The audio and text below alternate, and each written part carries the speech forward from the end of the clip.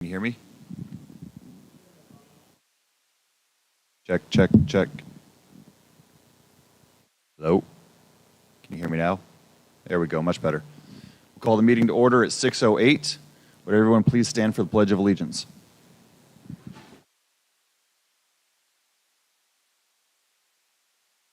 I pledge allegiance to the flag of the United States of America and to the republic for which it stands, one nation, under God, indivisible, with liberty and justice for all.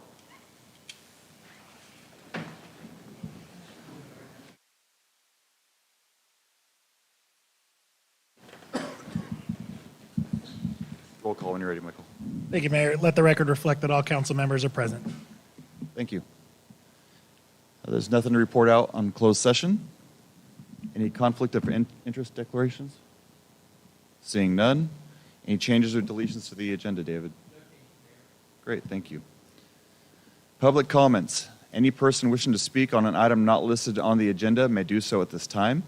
Pursuant to the Brown Act, the City Council is not allowed to consider issues or take action on any item not listed on the agenda. 3 minutes are typically allotted to each speaker. Do you have anyone in our audience who would like to make a public comment regarding an item not on the agenda? Please come forward.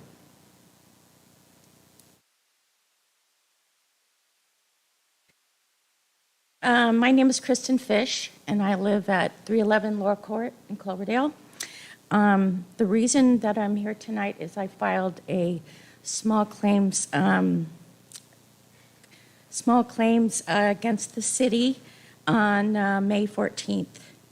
The reason I did that is because the tall grass on Hot Springs Road backs up to our property, and I had called the city several times and this is our property right here.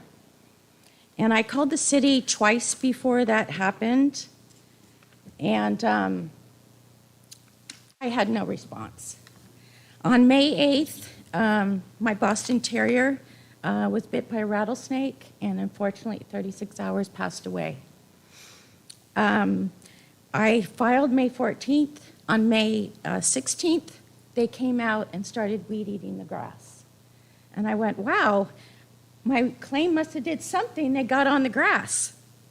Well, May 31st, I received a rejection letter. Shauna Bryant, the claims adjuster, told me that the city rejected my claim due to the strip is land and maintained on a regular maintenance routine. I have asked for the schedule. Shauna has asked for the schedule, and we can't get the schedule. So I don't know why 5-foot grass is not on a schedule. If it's on a schedule, it's not going to be 5 feet, 6 feet tall. June 2nd, we met Brian Wheeler. He was walking his dog down the path by our house. We met him. First time I'm meeting him, he introduced himself. And he asked us, are you the one that, your dog was bit by a rattlesnake? And I said, yes. And I said, this is why the city rejected it, because it's maintained. I showed him, this is not maintained. And he said, I walked the trail as well, and I've been taking pictures as well. It has not been maintained. I have neighbors in our cul-de-sac as well that will abide by that is not being maintained. So that is why I filed. The other thing, real quickly, that they said in the letter from the city was that it's not a dangerous condition, California Code 830A. It's a fire hazard, number one. And you're telling me to keep our homeowner's grass needs to be this low. It's right next to our fence, 6 feet tall. So it's a fire hazard, number one. Number two, on your code section 8.0230, maintenance of property, you ask homeowners to keep it down. Section D says overgrown vegetation. That's for homeowners. That should be for city as well. It says on your section D, likely to harbor rats, vermin, and other nuisances. So that's why I'm here to you tonight. Shauna said that she still hasn't heard back from the city about a schedule. And so I just wanted to share that with you, why I filed the claim. Thank you. Thank you. Is there anyone else in the audience who would like to make a public comment? please come forward.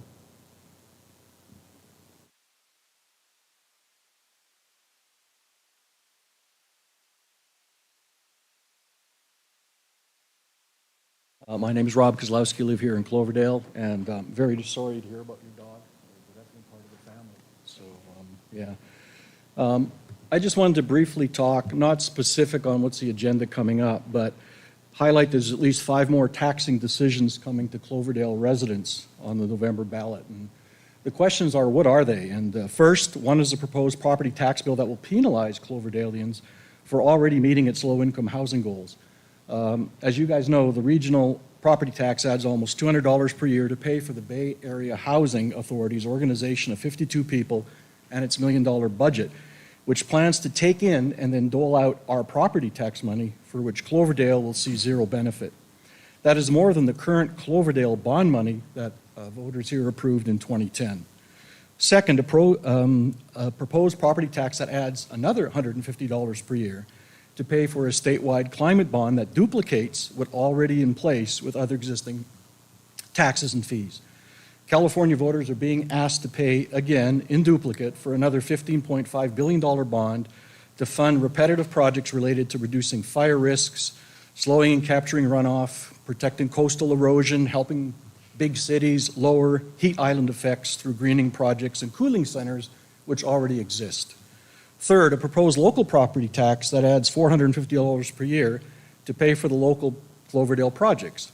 However, it's also a duplicate amount already approved by Cloverdalians in 2018 and for which other sources of funding already pay for these proposed infrastructure projects. Measure M, SB1, the utility users tax, the cannabis tax, state and federal grants, debt financing, donations, and more. I say let's put those existing sources of funding to good use, as well as the ongoing budget funding of emergency reserves by prioritizing critical needs versus nice-to-do projects. Concurrently, the city and county plans to push through constitutional amendments, ACA 1 and ACA 13, to lower the voting threshold so that property owners will pay the brunt of all these new taxes, with this voting year adding up to another $1,000 annually to already high property tax bills.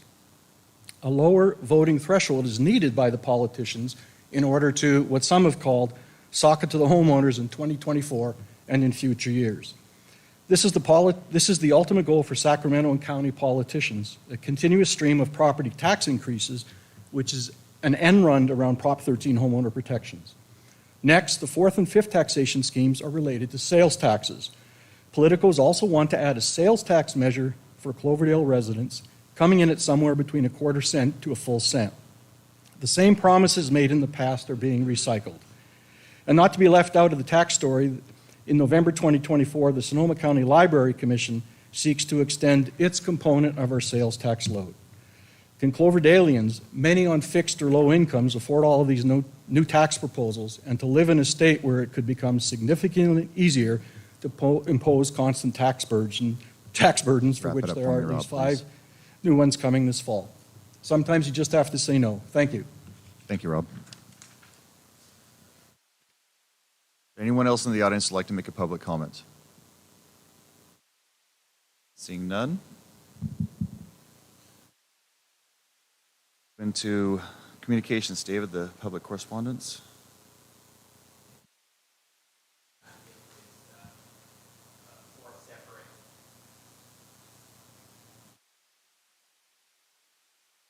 I think they're just turning down pretty quiet here. Four separate pieces of public correspondence, some of which is a follow-up from the previous council meeting / town hall.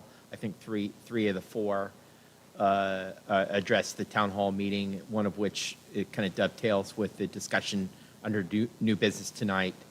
And then last but not least, there's an item regarding air conditioners by Mr. Kozlowski. Thank you very much. All right, we will move on to E, proclamations. E1, the he misspelled it, LGBTQIA plus Pride Month. I'd like to read.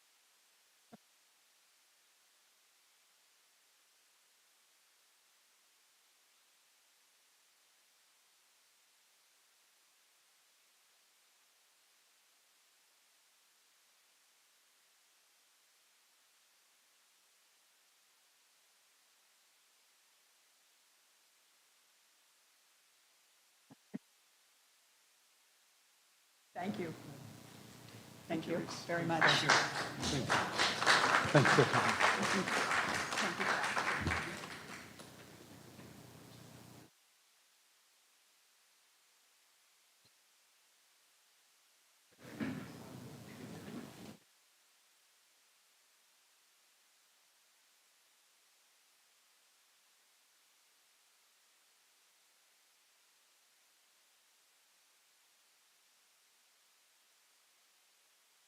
All right, moving on to E2, Boys and Girls Club Youth of the Year recognitions.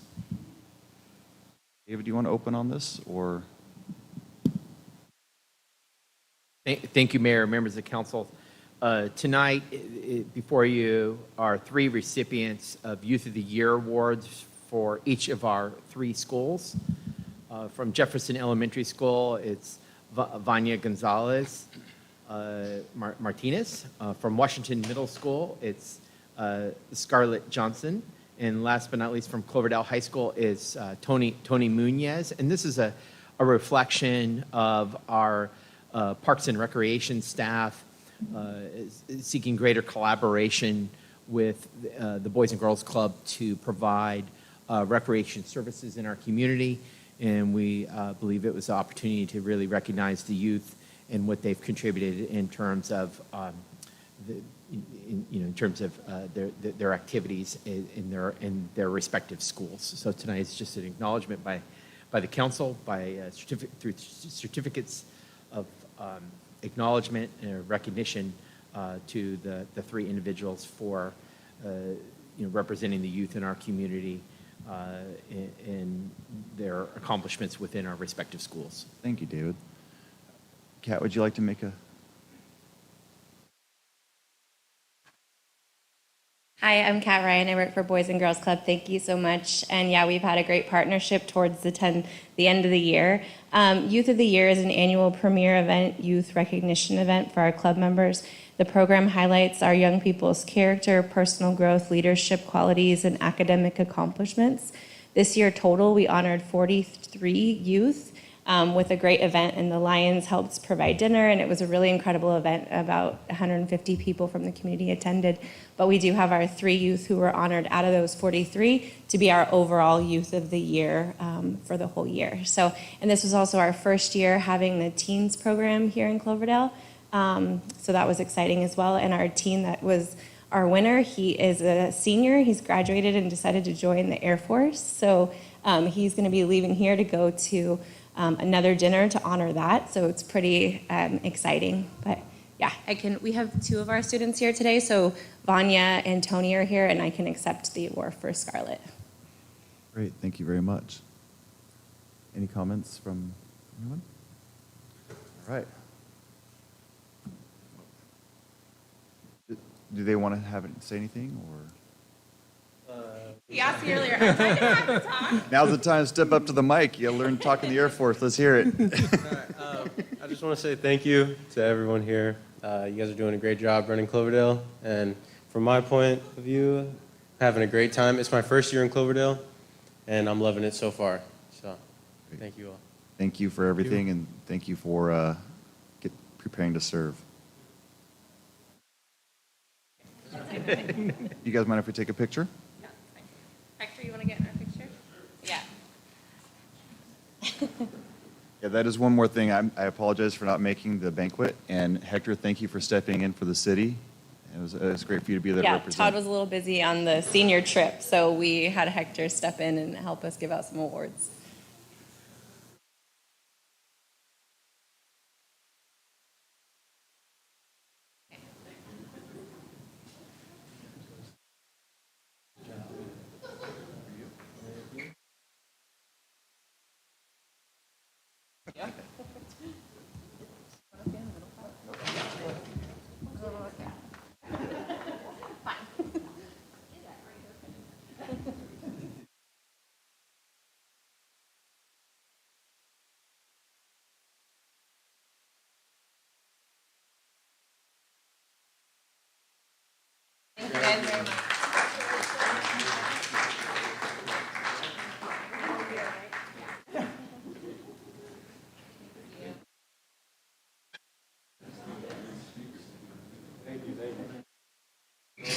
You like that? Yeah, dude, I love it. It's time to talk, boy.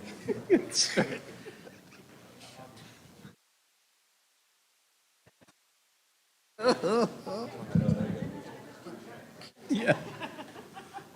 I remember that. That's when, I wasn't here, but that was the start. Power shut-offs way back when, right? Love it, dude.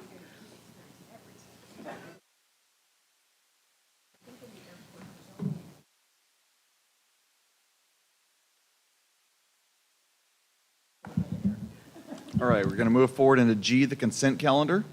All items under the consent calendar will be considered together by one action of the city council unless any council member or member of the public requests that an item be removed and considered separately. Does anyone want to pull any items on the consent calendar? Anyone in the audience want to pull any items on our consent calendar? Seeing none. I'll move the consent calendar. I second. First from Councilmember Bagby and a second from the Vice Mayor. Thank you, Mayor. Sorry, we're dealing with some technical issues up there. Councilmember Bagby? Aye. Councilmember Morgenstern? Aye. Councilmember Wolter? Aye. Vice Mayor Wheeler? Aye. Mayor Lands? Aye. Passes 5-0. Moving on to new business, I-1, discussion and consideration of the adoption of the City of Cloverdale biennial budget for the fiscal years 24-25 and 25-26. Thank you, Mayor, members of council. I'm just going to make some opening comments and turn it over to our Finance Director, Susie Holmes, to provide you with a more detailed report tonight. I just want to say the draft budget that's in your packet is a reflection of a lot of hard work by, of course, our finance team, both our Director, Holmes, as well as our finance staff, Shannon Peterson, but also our whole senior management team. We knew this was going to be a challenging budget, and we went into this with a real cautionary note to look at all the proposed expenditures with a keen eye to minimizing any increases in expenses and seeking opportunities for revenue growth. But despite that, it does come in with a use of reserves to balance the budget. Susie will kind of cover that, exactly where we stand tonight. But I just want to acknowledge the staff's work to bring this budget forward. We continue to utilize OpenGov, which was a program that was established at the recommendation of council to facilitate the budget development process, and that certainly made it more efficient. And this is also the second year, or the second cycle now, that we are proposing a 2-year operating budget, or maybe I should rephrase that, a 2 1-year operating budget. And I think there's a lot of benefits in doing so, and I appreciate council's support for bringing forward a 2-year, 2 1-year budgets, because I think it gives you a better perspective on the impact of both expenses and revenue. So with that, I'll like to turn over to Director Holmes, who will give you a little bit more detailed overview of the recommended action tonight. And I'd like to just offer a few closing comments when the director's done with the report. So we've all seen this budget. We spent hours going over it and poring over it, and made the changes that are outlined in the report. We did find, by recalculating some of the general fund revenues, we found a little bit like $40,000 more. So we did put that in the 23-24 budget, which would, the projection for this year, we will end with a $7.5 million projected fund balance. Of that, almost 5 is unreserved. Then when we look at the 24-25, the first year of the actual budget, we do see a $1 million decrease in the reserves. That because of some of the projects and things that we have plans that we already outlined going in the budget meeting, but we do have 8.475 million in revenue in 24-25, and then in 25-26, we have 8.525 million in revenue. So you can see that there's a gradual increase. It's a modest increase, but we're also being very cautious with our projections going out 2 years. While it's great to be able to save the time and the money and the effort in doing the budget over and over, it's a little harder to predict what your revenues are going to be in 2 years. So it is a challenge, and so we are being conservative with our revenue spending. And the same with the expenses, we're kind of doing the same thing, where, we're trying to be realistic, but at the same time, what we think is realistic today might not truly be realistic in the second year, right? So we are planning with this budget to spend about 1.18 million decrease in 24-25, and then in 25-26, an additional $844,000 decrease. So it's a large deficit. I think it highlights the fact that we definitely need to look at revenue measures. We need to track our expenses and our revenues very carefully for the next, this year, and then at the half-year mark each year, we will also, have the mid-year reviews, and that we'll have a better understanding of where we truly are. This is the budget that we talked about in the budget, and we only made the changes. There is one other change that was brought to me, and it was $4,000 for bulletproof vests. There's also the possibility that there will be the revenue, that offset grant revenue that offsets that. So with council approval, I will be adding the revenue and the expense, so it'll have a $0 effect. We went through each of the budgets. We went through them line item by line item. Each member of staff went through and tried to clean up this year as much as possible to make sure that we were truly projecting where we think we're going to be. That helped the 23-24 projection, so we have a higher starting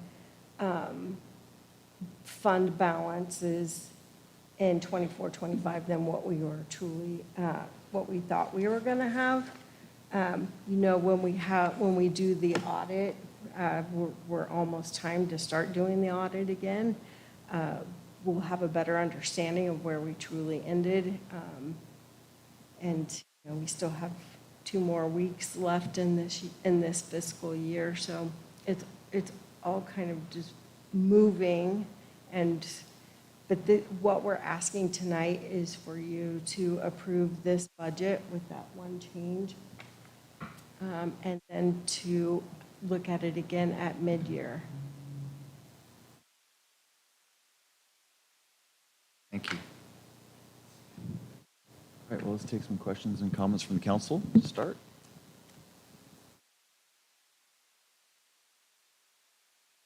Bagby? Vice Mayor? I just have a couple. I went through this today, I was looking at it, and I know we're coming up, and to your budget, it is easier, you're not sitting in front of the budget as much, and it's kind of can be easier and harder at the same time to manage.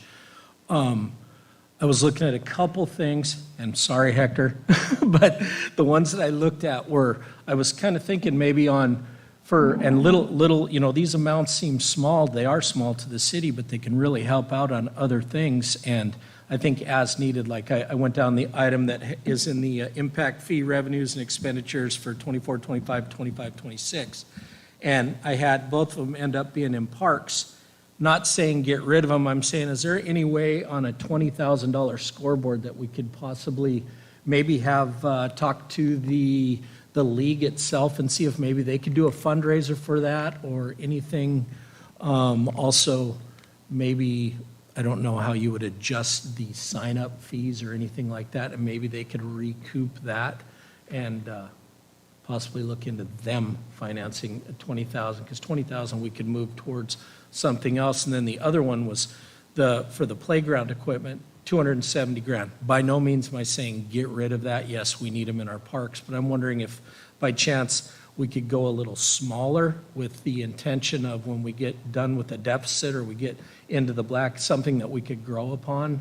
And so instead of maybe spending $270 initially, go $150, $160, still have a playground down there, and then have the ability to build on it. So those are the two things that I kind of went through, and I don't know, it's not saving us a huge amount. It's still spending some, but I think maybe we start pinching pennies here and there, we can start saving on some stuff. So that would be my suggestion, and thank you.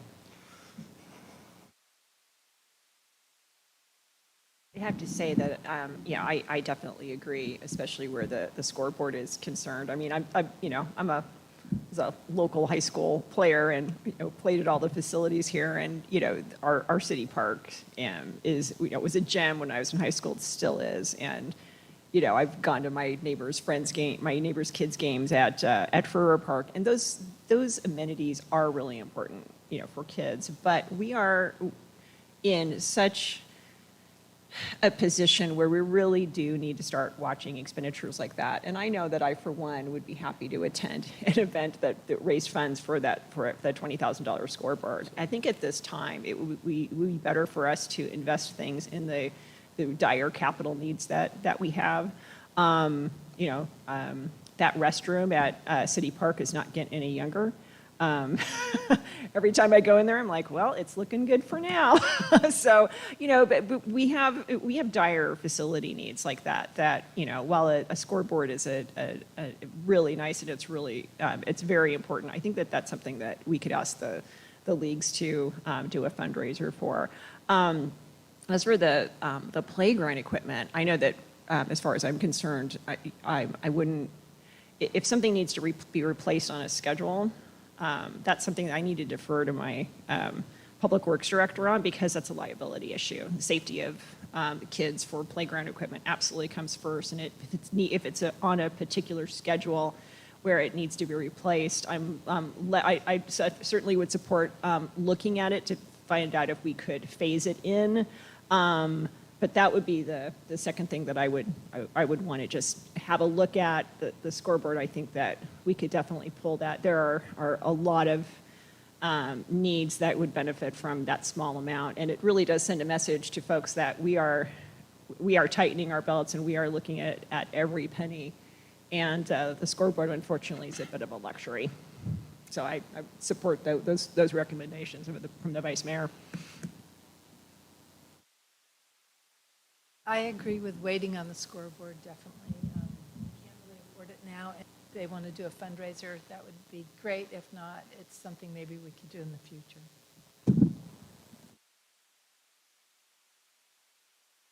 I have just a couple quick questions. First one is regarding the transfer of skid steer to sewer. How does that work on the budget? How does that?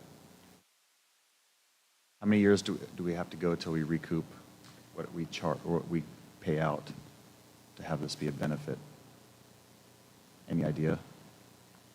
But Because currently we'd be using this to work in the wastewater, correct? So how many years before we benefit from purchasing this versus what we pay now? Yeah, let me maybe take a step back on the skid steer, and I'll get to your question, Mayor, on that. We're proposing to utilize wastewater or sewer impact fees to cover the capital cost of this new piece of equipment. Actually, unfortunately, since the budget discussion our existing skid steer it has become inoperable, and we're currently working on obtaining a quote to either purchase a used skid steer or a new skid steer. So there is a tremendous need for it.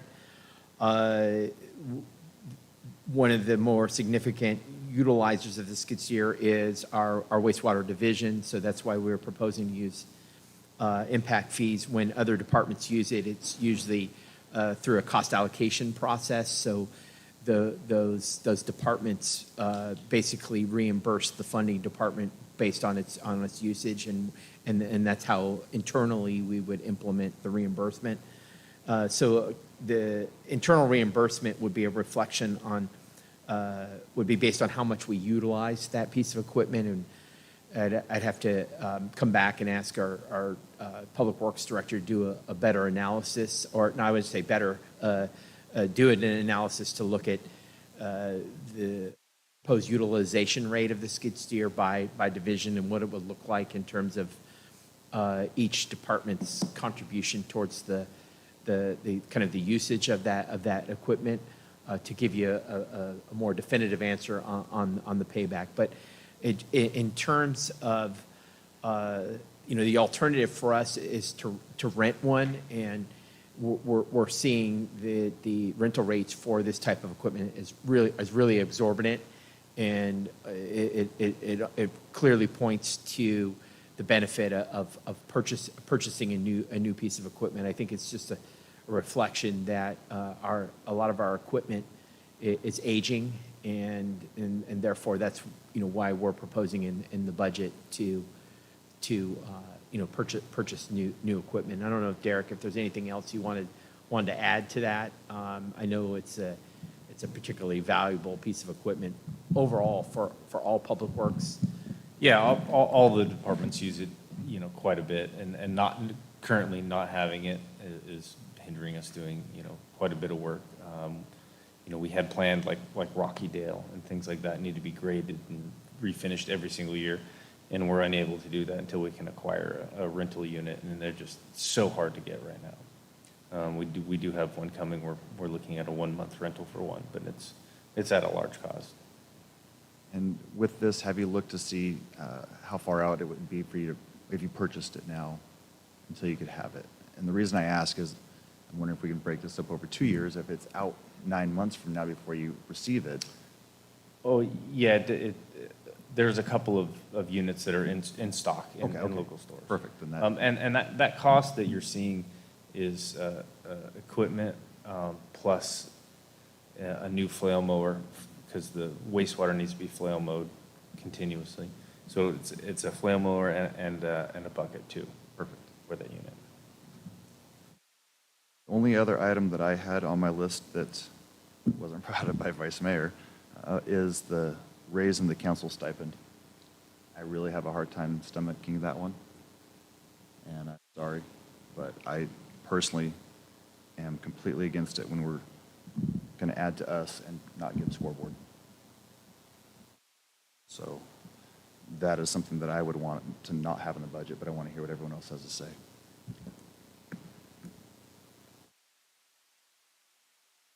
Microphone's off. Just turn it off. Turn it off. There you go. I just think it's important to understand the funds that these come out of. I mean, I don't have a problem with the skid steer because I think it's probably almost a daily need, and that's coming out of the sewer impact fee fund, which is in a pretty good position right now. The park impact fee funds, I think that we have to be very careful because we have a lot of deferred maintenance there.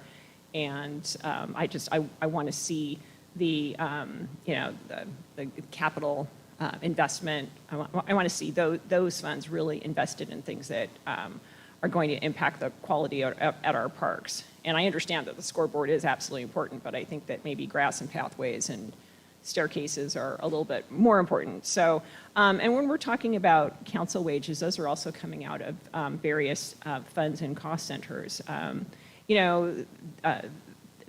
It's difficult to, attract and retain employees. It's also difficult to attract and retain people who want to run for office. It's an equity issue as far as I'm concerned. It needs to be available to folks who need to schedule babysitting or elder care, or people's time has value. And I think that making sure that council are not only is exclusive to people who can afford to do free work, it should be available to everybody. And because it's being drawn from different funds, I think that we should definitely see that, make that increase available to future people who want to run and serve. Thank you, Mr. Mayor. I agree with the scoreboard, that could wait, and I also agree that that playground equipment, I think Hector's here, and I know it's expensive, and I know he's looked at it and is really suggesting that we replace that equipment, and I think that comes with a priority over the scoreboard. As far as the council compensation or reimbursement, there's some council members sitting on this dais that barely make it every month, and I think they do need it. So I'm going to continue to support it. Today is probably not or this year is probably not the opportune year, but based on the way it has to be approved on an election year, and it doesn't start until January of the following year, I just think it's important that we raise the stipend up to the maximum limit that Governor Newsom says we can do it. It nowhere pays for council members that travel outside of the city to attend different meetings. So I think it's important. I agree with Councilmember Bagby. We need to attract individuals and give them some benefit for sitting up here and taking all the rotten tomatoes thrown at us throughout the year. It's important. I definitely believe that if the stipend goes up, which it should, will attract other people, which it's good to have a variety of people with a variety of opinions up here, and maybe we can actually get some younger people. And I do think, it's just a small part of, we all are serving and we're public servants, but we definitely need to get paid for it. And, it'd be nice if I had air conditioning in the car so that I could go to more events outside of Cloverdale. So, I think it's important. So you have more. It's already 3, so that's going to stay right where it's at. Any other comments from council? Currently don't have a motion, so these are just. We don't have a motion. I know, We're I'm just stating communicating these are right just now, comments, and I'm not going to open up to amendments. public next. There's no motion on the table. All right, I'll open up to public. Does anyone have any comments or questions or concerns with the budget? Mayor, if I can, just provide some feedback regarding the couple of the items on the list that was developed as part of the budget workshop. I've heard council, I think, fairly unanimously express removing the scoreboard.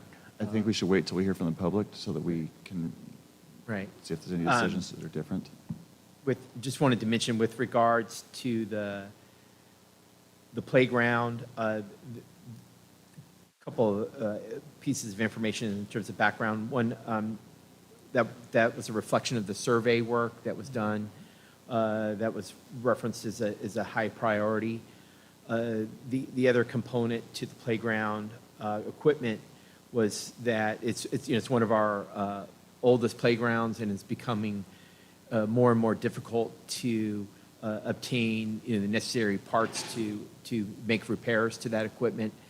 And given the need to ensure it's maintained properly, the thought was that we could replace it, and it's going to save either the need to basically close the playground because of doing the lack of the proper equipment to replace it, or because it's unsafe. So that was one of the driving factors under which staff put this request before for council, recognizing we can continue to do a lot of work to maintain it as well as we can, and it will take some time to procure equipment and so forth. But that's why we budgeted it, was just given its aging infrastructure and the challenge with maintaining the equipment because the manufacturer is no longer in business. And David, I don't think anyone was against it. It was more of maybe a little bit more efficient spending. That was a good reminder that it was a situation where the equipment now is obsolete and not replaceable. But I did have a quick question, if I may. So I'm wondering, we've got the $30,000 for the basketball court lighting coming out of general fund and the scoreboard at 20, and I'm just wondering if you would be able to replace the 20, have 20 come out of the park impact fees and 10,000 come out of general fund, and then that would, that might reflect better on our general fund balance. I believe that we can make that change in the budget to fund a portion of the lighting at the basketball court with impact fees, and that would help generate some savings within the general fund. I'd also like to, just as an aside, recommend, it's like I sincerely would be, want to be as helpful to the sports leagues as possible, and perhaps we would want to offer some of our city facilities at zero charge for their fundraisers, so that would be our match for being able to do a fundraiser or fundraisers of their choice and help them pull that money together. Absolutely. I think the previous councils has provided staff direction to work with our leagues to basically enable them to utilize and rent our parks at no cost as part of our commitment to in supporting recreation programs in the absence of other recreation programs. So we do ask that they go through the reservation process so that we get insurance and documentation that at what dates and times they want to use the parks, but otherwise there is we waive the annual fee for their use. If they wanted to use it for a fundraiser, I wouldn't want them to also then get hit for a rental fee. So I would offer that we would be willing to offer the facilities that we have at no charge for a fundraiser. Absolutely. For their benefit. Okay. I'll open up to the public. Anyone who would like to make please come forward.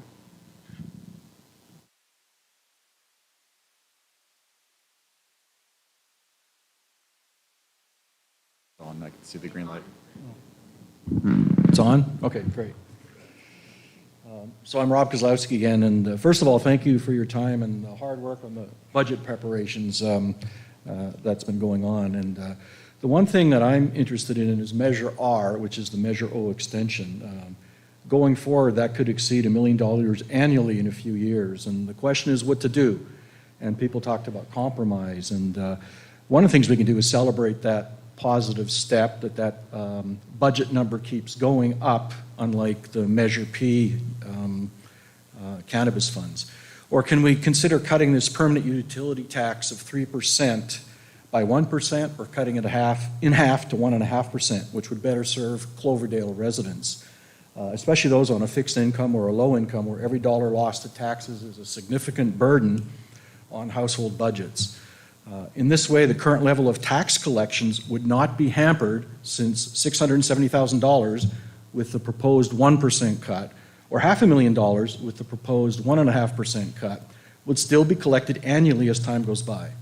Remember, the Measure R 3% tax lacks a sunset provision. It never ends and keeps increasing with inflationary pressures. Concurrently, a local sales tax would not only collect more than the 3% utility users tax we all pay, but it would also tax a larger pool of people. As visitors to town would pay the local sales tax for purchases here, and those of us that reside in town yet make purchases outside of town would see the tax money come back.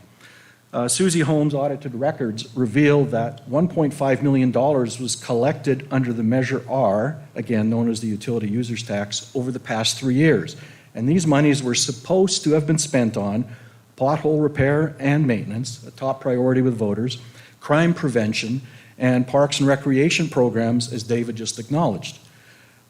This was in accordance with the City Council's resolution in 2020 to ensure accountability and transparency as to how this tax was being addressed and spent.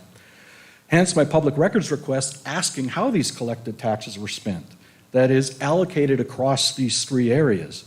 That information is yet to be produced, and I look forward to working with the city on getting that. I also seek to understand the rationale behind securing a $2 million interest payment needed for a $7 million loan repayment. Besides possibly redirecting some of these collected Measure R taxes, which fill the city's general fund, the bulk of these interest payments have further deferred the city's water improvement plans. For example, upgraded water line improvements have been delayed to build a solar system. New wells and water storage tanks, these projects have been delayed to update air conditioning systems. And chlorine tanks to ensure clean water for residents have been deferred because of lighting upgrades around town. It's not only the loss of $2 million to interest payments as a major concern, it's also the delay caused by not starting these crucial water projects that residents grudgingly approved with multi-year double-digit rate increases just 2 short years ago. Overall, maybe the compromise is to cut the utility users tax and promote the local sales tax measure that more than makes up for the cut in the utility users tax. Thank you. Thank you. And Mayor, if I may just provide a brief response. You're going to see at the next Finance, Admin, and Police Subcommittee a report on Measure R to give you a little advanced view of what you'll see, at least for fiscal year 22-23, is that the total amount of UUT revenue, again, which was the utility user tax, was collected was $569,000, which was about a 15% increase over fiscal year 21-22. The primary generator of that increase was a one-time payment that was determined to be underpaid by one of our major utilities, totaling $91,000. So if you subtract that $91,000 from the 569, we would have been pretty close to the projection that was provided for in the tax measure that went before the voters. Maybe a 5 to 10% increase over the initial amount that was estimated in Measure R of $440,000. So the breakdown of that $569,000 includes $316,961 from electric utilities, $127,779 from gas, $64,000 from cable, and then roughly $30,000 from both wireless telecom and wired telecom. And we see all those funds kind of moving in different directions, particularly while wired telecom, as people move away from landlines, is decreasing with the elimination of landlines. In terms of the expenditure side, council probably remembers that you made a decision to add a 10th officer. That was a critical decision tied to the providing the school resource officer services. The 10th officer position does not come cheap. The officer fully burdened rate is about $228,000. In addition, we also retained an additional 911 dispatcher, so that kind of covers public safety. We saw that in parks, we did add in that particular fiscal year some capital equipment, which included out of the general fund nearly $70,000 towards a wood chipper, which is comes with improving efficiency and being able to improve vegetation management. And then last but not least, as you know, you subsidize the streets fund considerably, and we have increased costs, particularly relative to addressing the regulatory requirements around our storm drainage. There is a contribution in the general fund of $155,000 towards streets and storm drain costs. So again, that's just a preview of the UUT report that is going to be provided to the Finance, Admin, and Police Subcommittee at the July meeting.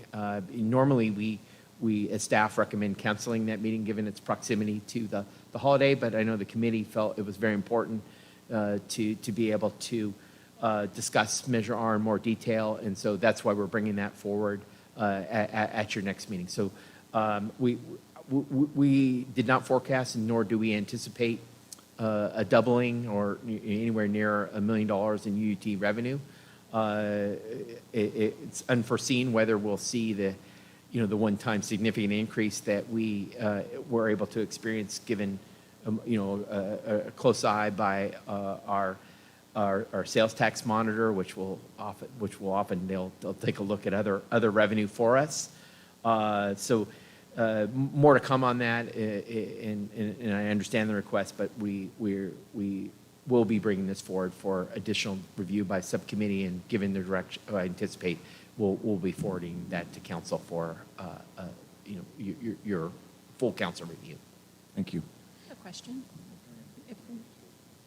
I have a follow-up for that one. Oh, go ahead.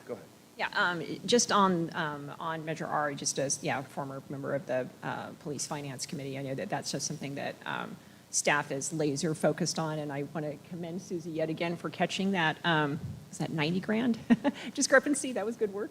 Hope you got a spa day for that, but or something like that. But I was wondering if the city manager or the city attorney would like to weigh in on the Citizen Advisory Committee that is a statutory requirement and is currently part of our municipal code.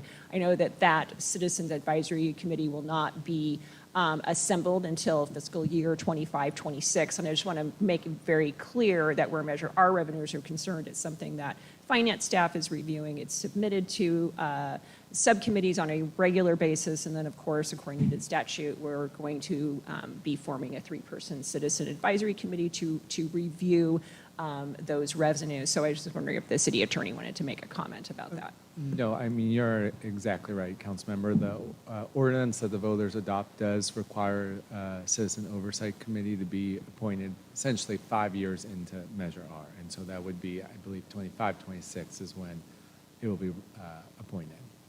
Thank you. Yeah, thank you, Mr. Mayor. And I didn't know, Councilmember Bagby, if you were on the city council at the time, but going back, we used to have a user utility tax at 4.5% with no sunset. And I want to say it was, Melanie, I don't know if you were on the council then, but it was when our city manager, Vince Long, was here. No, it had a sunset, we lost it, and then we had to pass another one. We had a utility tax. It did have a sunset. It expired, and then that's why we had to go out to the voters again. I think it was 2014, and I wasn't on the council until 2016. Well, there was a time when we had to use a utility tax at 4.5% with no sunset, and we felt that we were so flush with cash that we suspended it, foolishly thinking that we could reenact it again if we needed. And come to find out on the vice of attorney, they felt that it had laid dormant too long for us to reinvent it or bring it back. And I want to say that was around 2007 or 2008. So, I mean, we do watch our finances, and, we tend to, I don't want to say we give them back, but at the time, the council then felt that it was the appropriate thing to do. So we do watch our funding. Anyone else in the public that would like to make a comment? Just want to make sure before. Okay, now let's back up here. Anyone else have any other comments on this?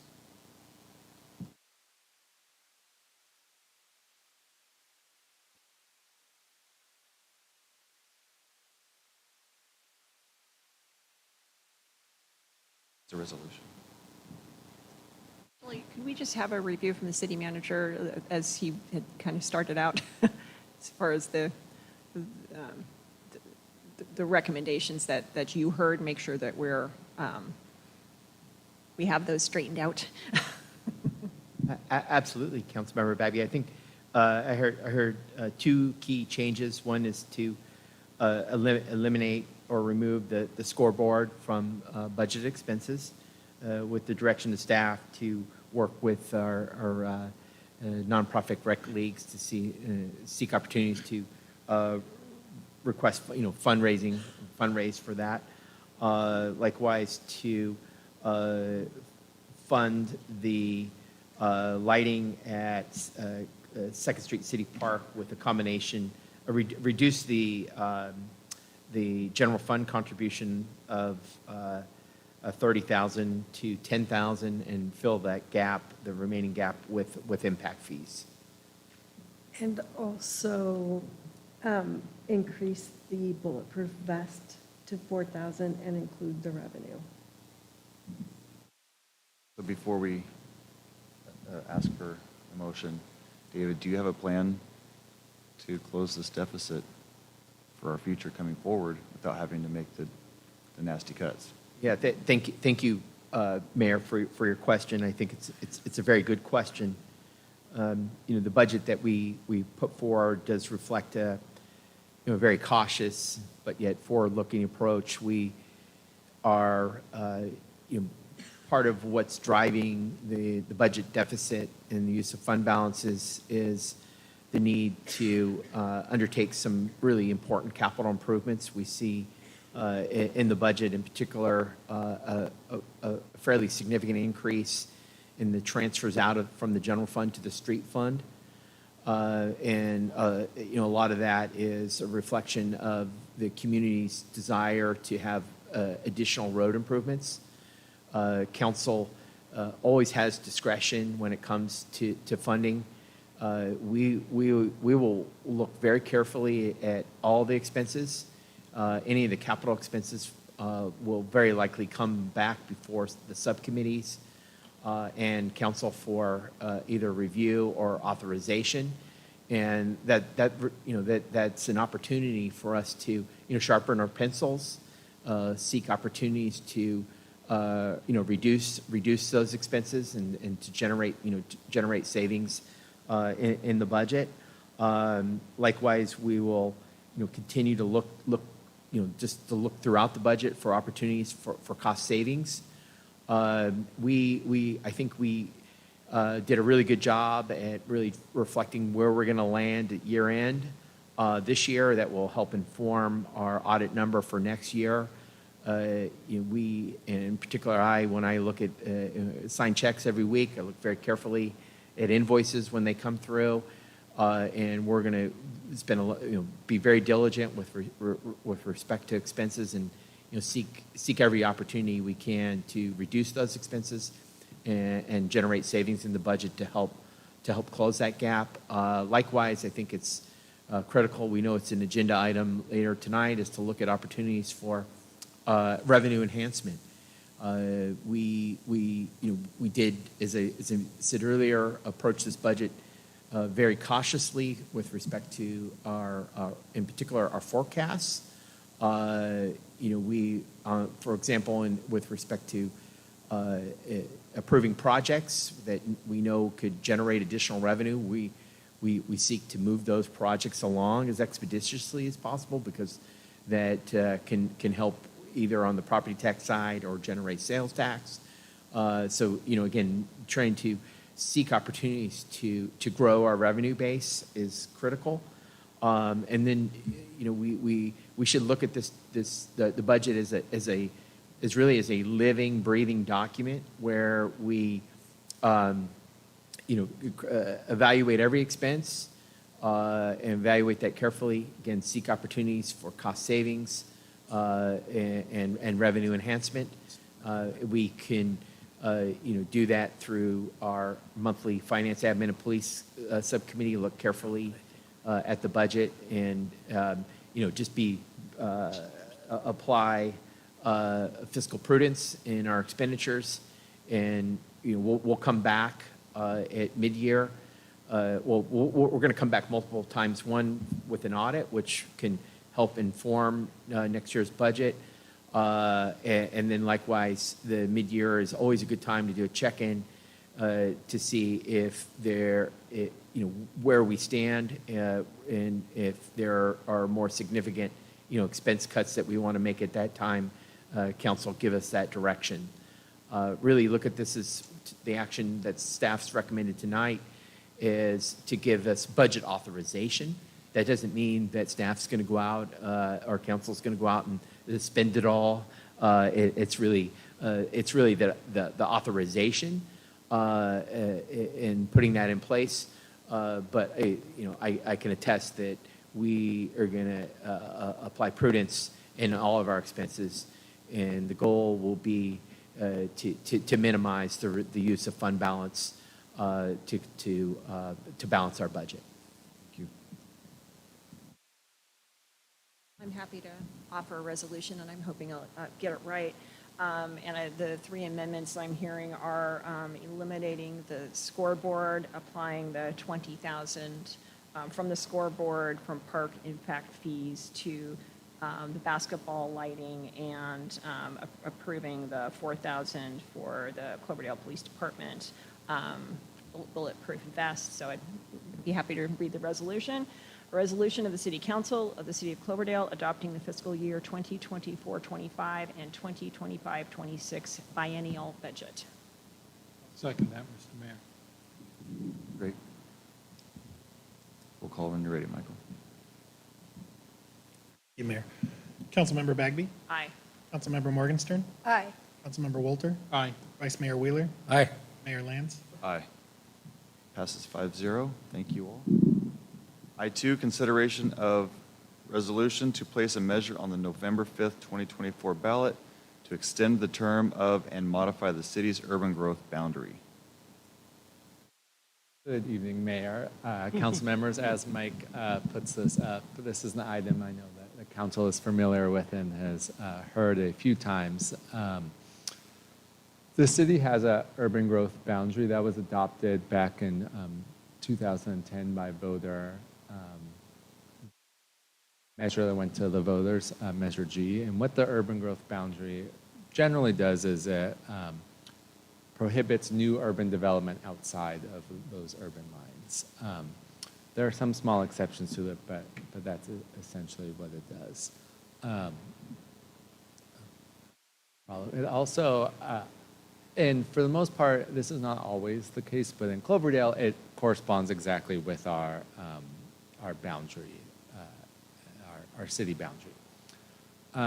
The measure also provides that it cannot be amended before January 1st, 2030, except by the voter. So it doesn't expire on in 2030, but at that point, the council would have the authority to change it sort of unilaterally without going to the voters. One thing to know is that in our general plan, there is a policy that prohibits, extending service outside the water or sewer service outside the UGB line. You also need approval from LAFCO in general to provide services outside, new service outside the UGB line, but in this case, it is one and the same. Even if we got LAFCO approval, our general policy says that's not something that is permitted.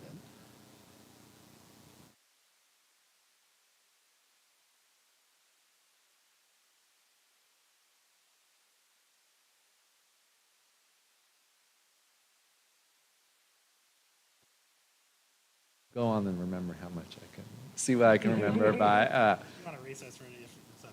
I think we can keep going if it's okay with the council. So last year, representatives, that is it. Oh, that's a good point. I can pull that up. Last year, representatives of Clearwater Ranch approached the city about extension of the UGB to include their property. They're looking at some small-scale development. Because of that development, they would need to connect to city sewer services. That's not possible until they're within the city's UGB limit. Other property owners in the area also expressed interest and for similar reasons coming within the city's UGB limit. And so this item was brought to council. It's been here, I think, 2 or 3 times, and the council expressed interest in also moving the UGB to accommodate the entire sort of Western Hills so that those could be within the city's sort of control. Now, extending the UGB on its own doesn't put those within the city's control, but once that's extended, that's sort of the first step, and then they can go to LAFCO to go through the LAFCO approval process to eventually annex into the city. And once they're annexed into the city, they would be subject to the city's land use authority rather than the county's. So the city would have the control over how those develop, which really furthers the council and the city's goal of preserving that western hillside so that it doesn't overly develop, that it, development is limited. One thing, when we get that up, or you can look in the agenda packet, is the map of what is being proposed. And it corresponds roughly to the ridgeline of the hill. It's not precise because it's based on the parcels, so there are slight adjustments, but it's roughly equal to the parcel of the hillside, excuse me, the ridge line. So the proposed ballot measure, the measure before you would do 2 things. The resolution before you would do 2 things. First, it would put the resolution on the, you go to. It's not, sorry. That's okay, System's that's not no set up problem. for a PowerPoint, So, I don't have a PDF. It's okay seeing it in this view. I just can't make it full screen. Can you go to that map, that one, yeah. So, yeah, so it's a little hard to see there, but essentially right now, that yellow-orange line is where the UGB is on the western side of the city. That's also where the city's boundary is. The sphere of influence, we'd need LAFCO approval to change, so if those areas want to annex, the sphere of influence would also get pushed out, is there. And then the blue line is where it's proposed that the UGB go. So roughly to the western hillside. So the resolution before you would place a measure on the ballot. That measure would first change the UGB to reflect that, and then it would also change that January 1, 2030 date to be January 1, 2050. So it could change in the meantime, but that would require a voter approval. So the resolution does a couple of things. It establishes what I just described as the ballot measure. It asks the county to, it calls an election, and asks the county to consolidate and run that election as part of its normal November 5th election. It establishes deadlines for people to submit arguments in favor or opposed to the measure, and then rebuttals. And those, we have the ability to set our own dates, but we just use the dates that the county is using, so they match up what the registrar of voters said.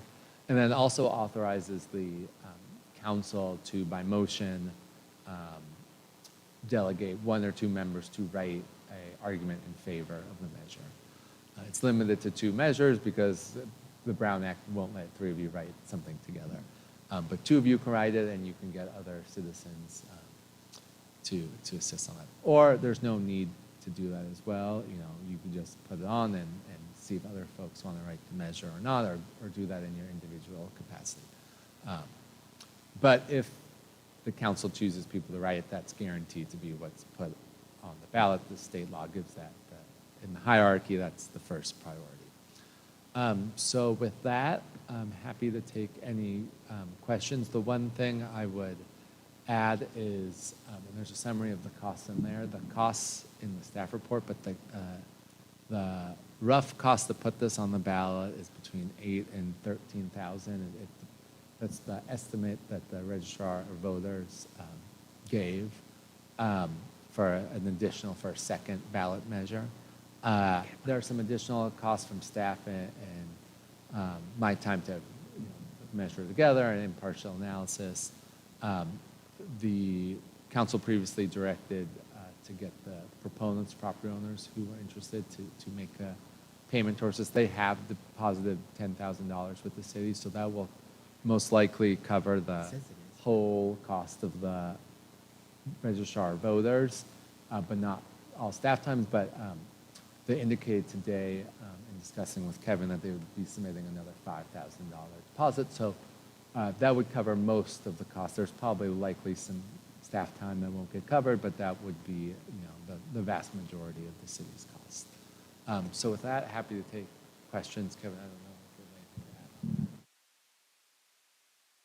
add. I just have a clarifying question. Can you remind me what the dollar amount is that we pay on that piece, that parcel outside of city limits we pay in property tax every year? Because that's going to be a win as soon as, I just don't remember what that amount was. I'm going to ask our finance director to look up, I think, the specific property I believe you're asking in regards to is Porterfield Creek Open Space. Right. It's not within our city limits, and so we're actually paying property tax to the county every year on that. I think it's roughly $7,000. But Susie will look at, and the other piece for which we have not received a tax bill yet is Soda Springs Ranch. And, that's going to have a fiscal impact because we don't have an exact number in terms of what the county tax collector is going to charge the city for. Yeah, I think that's an important that part of the discussion about how much it'll cost to get it on the ballot, because we're going to get that money back pretty fast. Well, and just to clarify, changing the UGB won't put in but once the voters approve changing the UGB, the city can then apply to go through the annexation process. Yeah, we can't annex it until we've got it inside the urban growth boundary. So, yeah, Susie, do you have a rough? No pressure. Maybe we could take questions first. Sorry. I just want to make sure that that's part of the discussion in the record. Thank you, Mr. Mayor. Alex, just for some clarification, will the city council get to review the statement that's going to be on the ballot? So Prove it? This is the actual question that's up, and I can read it out loud, but it's City of Cloverdale, a term extension and modification of urban growth boundary. Shall an ordinance be adopted to extend the term of the city's urban growth boundary by 20 years and modify the city's urban growth boundary to include the western hillside adjacent to the city's existing boundary to facilitate city, rather than county, control over development in this area to further the city's goal of preserving the hillside from significant new development. So it does cover the fact that we will have control over the development. Thank you. That was my question right there. As long as the city, Alex, then you answered is once it goes through, the city has control of it. And that was my big question there, so thank you. This is a win-win for everyone, really, because we get to control the hillsides. You see the open space that we're trying to create to protect and preserve the hillsides around us, and not let the county or anyone else build in the more than we would want. And so it's a good thing. And then for the people that are there, like we talked about, the boundary is a 400-foot level, if I remember correctly. Yeah. And so it's a staggered line that goes through everyone's properties, and basically it doesn't do anything for us or for the property owners. So when you have places like Clearwater Ranch that want to do the programs they're currently doing, they're not allowed to by the county, and so that it's going to benefit them. It's going to benefit the property owners that are right on that border, like half is in the city and half is out of the UGB. So I'll just leave it at that because we've beat this dead horse a few times. Is there anyone in the audience that'd like to make? Oh, sorry. I'm sorry. Oh no, I'm glad we saw the ballot language, because we can see up here that it doesn't include the fact that we would be, it would give us the ability to annex our own city property at a significant savings. And so I don't know if that was just not deemed okay to put that in there, but that would be, we have to discuss that now if we want to draw that point out when we're writing the support, whoever is writing the support level. Now is the time we have to do that. The ballot question can only be 75 words, Right. so there's only so much you can put in there. And the It's like estimate- writing haiku. The estimate's been right around the 23,000, I think they said, for the Soda Springs, and right around just under 8,000 for the other one.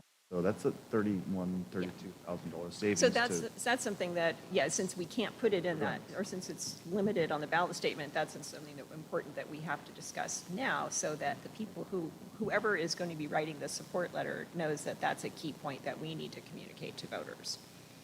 Yeah. Perfect, thank you. All over to the public, is there anyone here that'd like to make any public comment regarding this item? Great. Seeing none, we'll bring it back. Anything else from anyone? Is that Michael?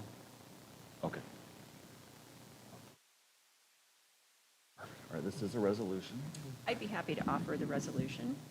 A resolution of the City Council of the City of Cloverdale calling and giving notice of the holding of an election on November 5th, 2024, to consider the City of Cloverdale measure to extend the term of and modify the city's urban growth boundary, ordering the submittal of the ordinance to the voters at the election, and requesting that the Sonoma County Board of Supervisors consent to the consolidation of this election with its statewide general election to be held on the same date, and direct the registrar of voters to conduct the election. I second that.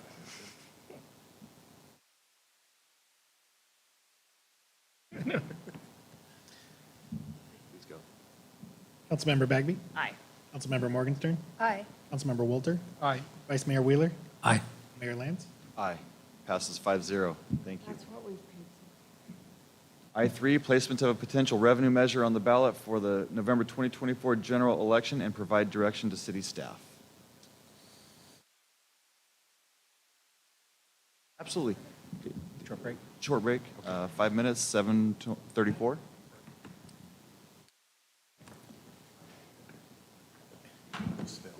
I know.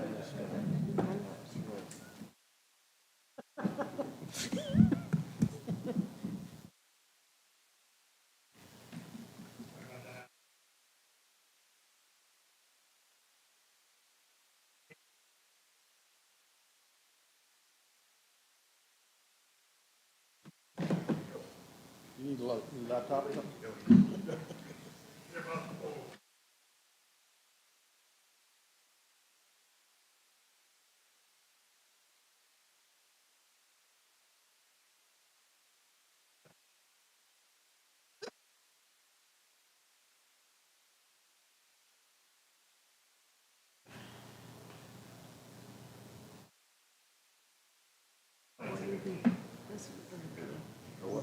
This one's going to be longer than budget.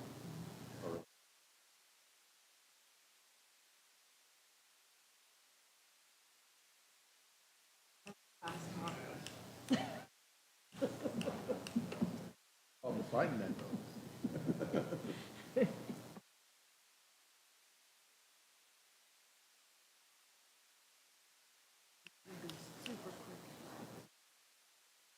So what time do you think? 7:30? 15.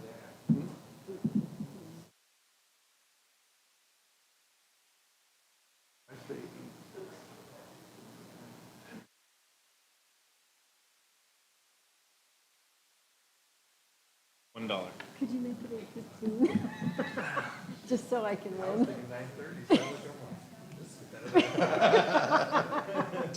Yeah, another hour, chief? No. 8:15. What'd you say? He said $1. I don't know what that means. Yeah, so what did you say, chief? 8:30. Ah, 20. right in between. All right. 5 minutes. What else do we have to do? I think we should be done now. Yeah, but they're all, the revenue measure. Could you go get them? Go take down the road. Yeah. Let him talk, then let's go. Yeah.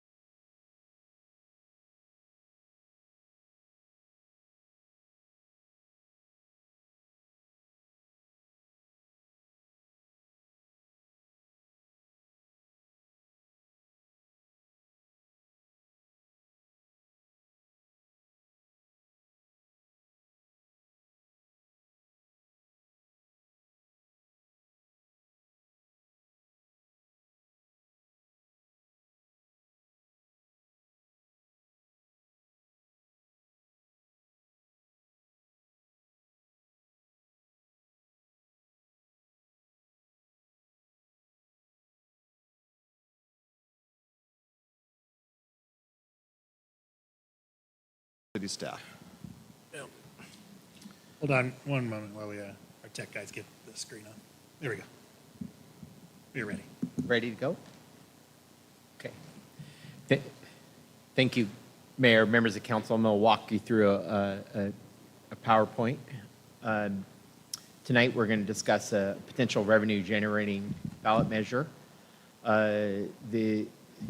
Just background, this is a continuation of the discussion following the May 22nd town hall regarding exploring a potential revenue-generating measure. Just as council may recall that one of your 7 goals, budget goals for the fiscal year 24-26 budget is economic development and revenue enhancement.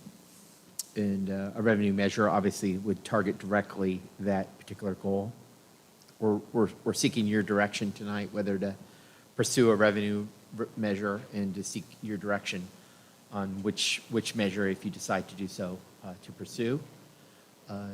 Next slide, Mike. Next slide.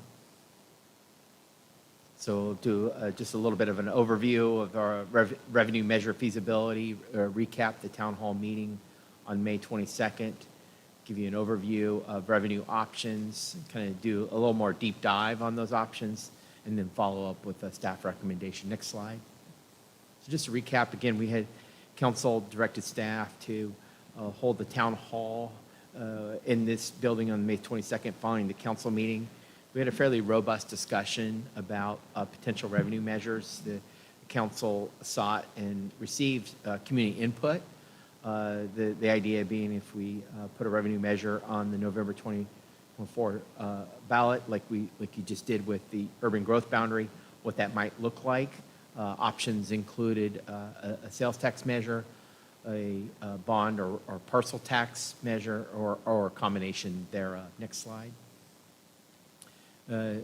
During the town hall, staff talked a lot about the capital improvements in service delivery with a focus on police, streets, and parks. We endeavor, obviously, to provide the services that are highly valued by our community, though we note that to deliver the services that are necessary and to make the necessary infrastructure improvements, they come with a significant cost. And the budget that council adopted tonight reflects that with the increased funding for infrastructure improvements. Given our aging infrastructure, it was necessary to rely on reserves to be able to fund the improvements that were identified by council and the community and included in our CIP. So the recommendation is to consider our revenue options to help fund those unmet infrastructure and service needs. And we know that's particularly the case with respect to our streets. We have significant unfunded improvements that are critical, and a revenue measure would help us address those unmet needs. Next slide. Again, harkening back to the town hall, we talked about the 2 revenue options. The option for kind of a general tax, which we refer to as a sales tax measure. It can be approved by a relative simple majority of voters, or 50% plus 1. Of course, it must be put before the voters at a regular general election, whereas a parcel tax or a special tax does require a supermajority, or 66 2/3 of voters for specific purposes, though it can be brought forward during any election. And parcel taxes are considered qualified as special taxes requiring that supermajority. We do want to note that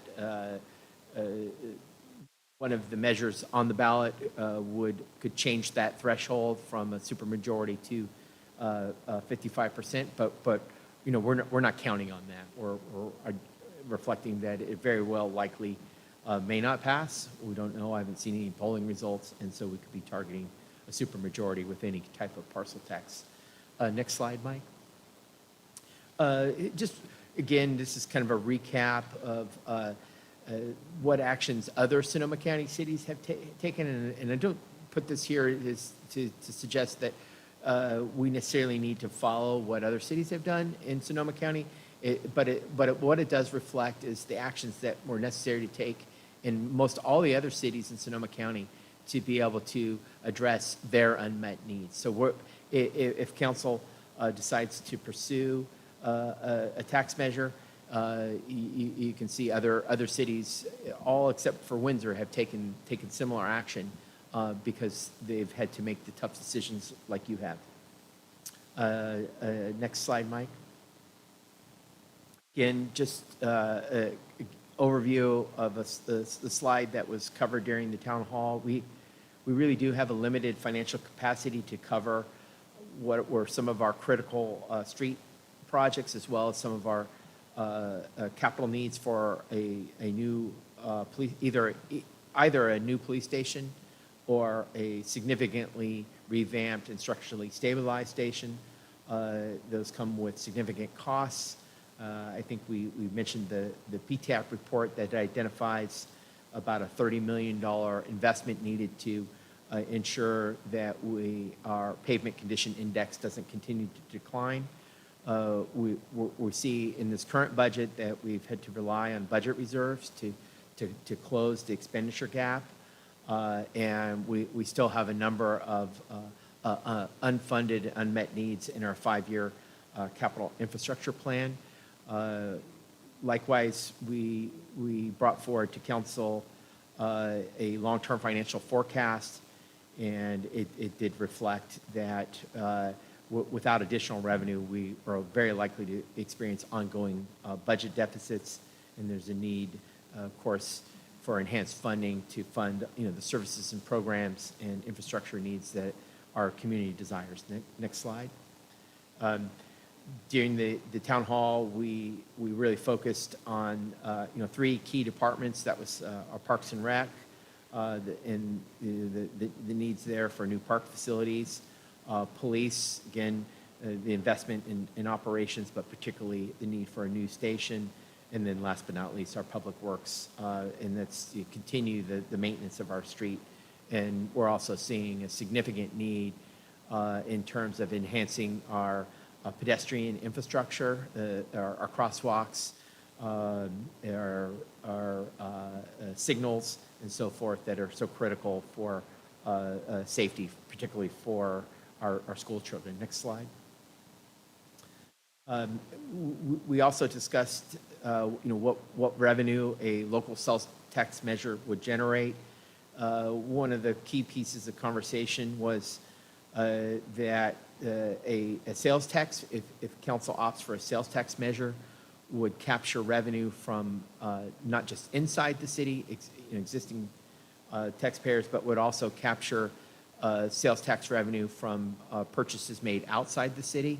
It's roughly a 60-40 split as forecast by our sales tax consultant, Muni Services, meaning particularly purchases of vehicles, online sales, and some other purchases of equipment that occur by local businesses outside the city would bring that tax revenue back into the city. And then the 40% that's captured inside the city would be reflective of the 6 market segments.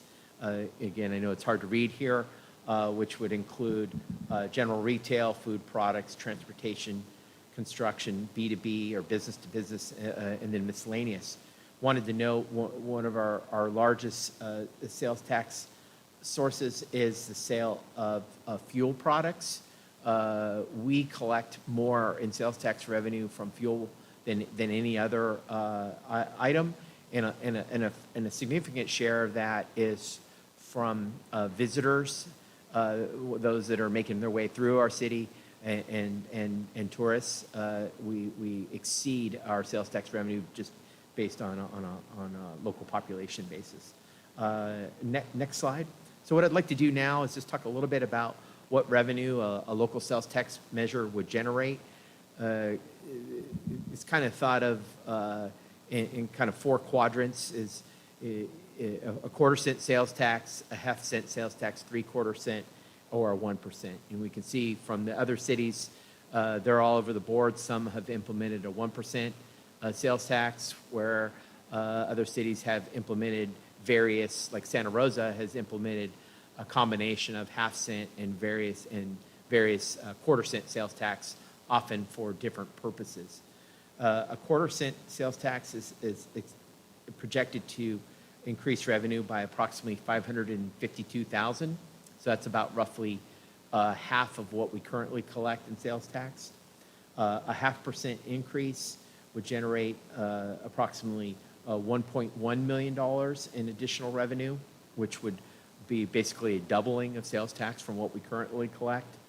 A three-quarter cent increase would generate, or is forecast to generate, approximately $1.6 million in sales tax revenue. And then last but not least, a full 1% increase would be anticipated to generate $2.2 million. In terms of the implications of a sales tax measure, again, it's, you can kind of think of it as incremental. It would collect an additional tax revenue. It's often, we refer to it as a district tax that would be on top of the existing statutory tax rate.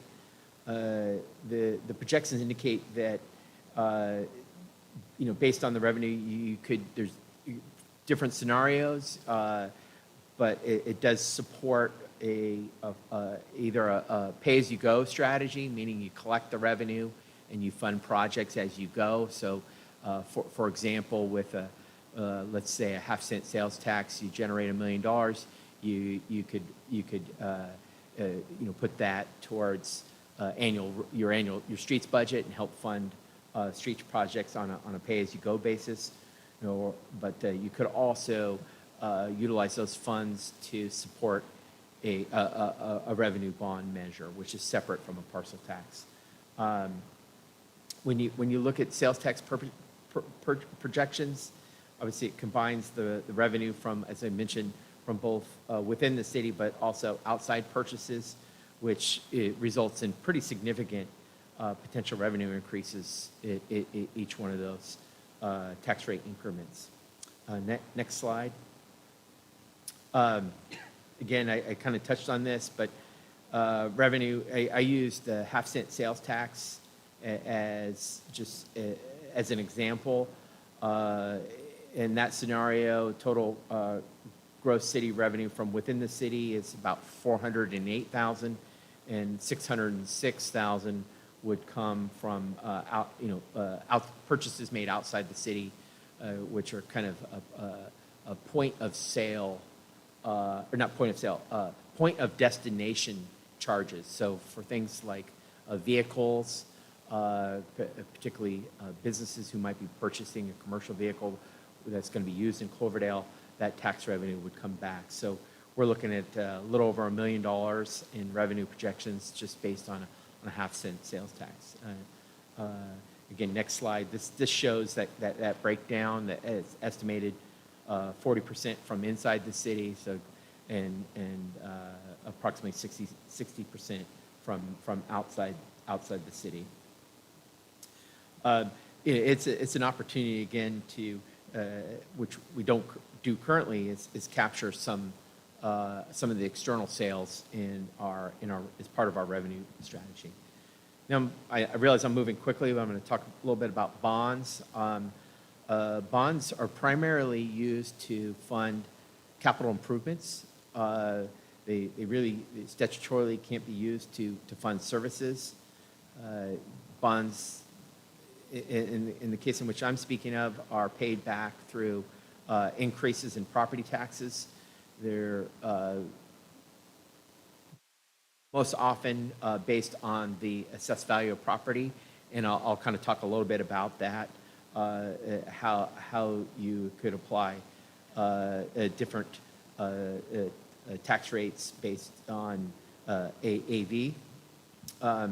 And what happens is usually it's kind of a ramping strategy as you repay the bonds. First, you have bond issuance, and the property owners see their tax rates go up, and as you pay those off, the tax rates go down as they're repaid. So it's kind of a roller coaster effect. And as we mentioned earlier, it does require a 2/3 vote to pass, or 66 2/3, though ACA 1 on the November ballot would lower that threshold if approved. And there's some discussion that it would be applied retroactively to any measures that are on the ballot. Next slide, Mike.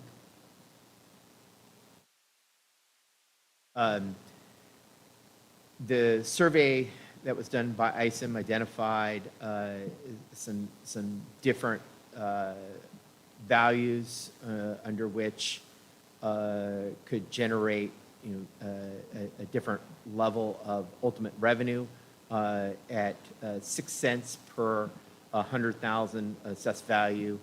The estimate could generate 23,500,000 or $23,500,000, which would be an approximate annual tax for property with an assessed value of 500,000 of $300. And of course, this is used as again an example.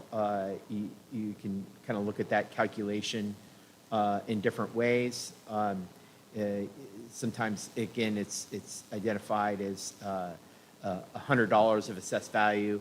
If you kind of move it over, move over the decimal place, it could be $6 per 10,000 or $60 per 100,000. In the staff report, I like to look at it from a value $60 per 100,000, because I think it's an easier way for folks to kind of think about what the impact of the tax might be on their property. So an example is at the 6 cents level at $100. You can also think of it as $60 per 100,000. $60 per 100,000. If you have a $500,000 assessed valuation, it's 5 times 60 or $300. So that's kind of how we equate the approximate annual tax of property based on assessed value. An estimated period of time for the tax levy would be 30 years. Next slide. So tonight we're recommending that council, consider approval of a work plan for pursuit of a revenue-generating local ballot measure. Again, the options include a sales tax measure of a quarter, half, 3/4, or 1%, or a bond measure at 45, 50, or 60 per $100,000 assessed valuation with the respective revenue amounts, or a combination thereof. I think I want to note that we've heard from ISM advisors that there are significant challenges associated with putting a combination of a sales tax and bond measure on the ballot at the same time, and may likely result in the failure of both of those. I think staff recommends that you kind of hone in on one of those measures, but obviously that's a discussion point for council to consider. We did outline some different options for you in the agenda report, and happy to discuss in more detail. I think it would be critical if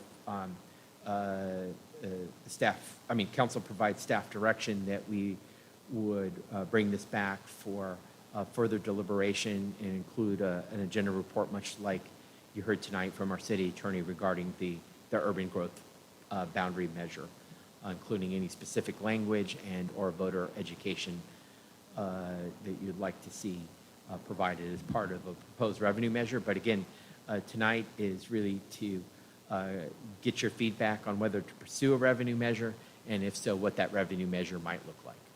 Thank you, David. That was a good, brief overview. Appreciate it. Who wants to go first?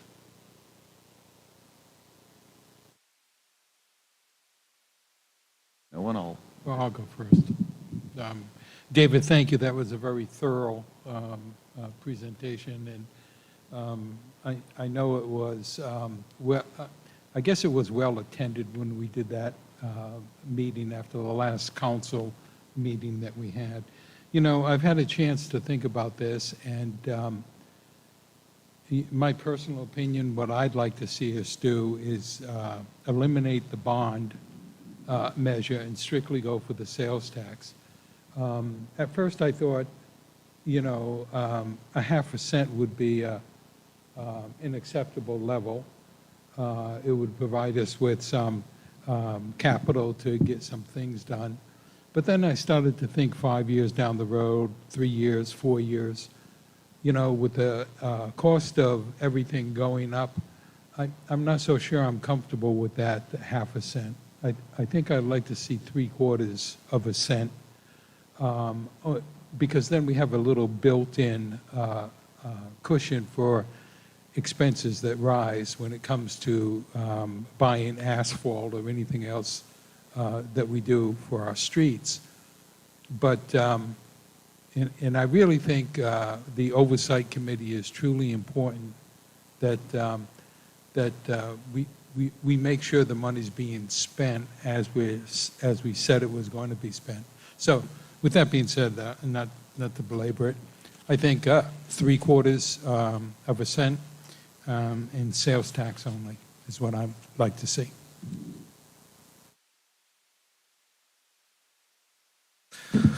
Thank you, Councilmember Walter. And you know what? I kind of did the same thing. I sat around, I looked at this today, and I kicked around, should we do both of them and just go for it and see what we can do? But, you know, Greg Isom is a pretty good guy. His consulting business is awesome at this. And I started thinking, you know, I don't want to lose one of these. So I kind of dropped the bond thought myself and stuck with that. And I kind of looked at, you know, at the presentation, thank you, David, and everybody going by 0.5 cent. We were kind of stuck on that.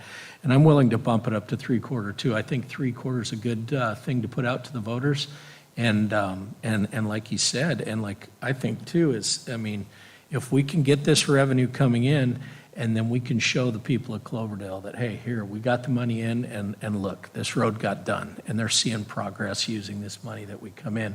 I think we can work our way down the road with that, literally, and start making some progress around here. So I'm on a 3/4, and I think that'd be the best way to go. It's my opinion.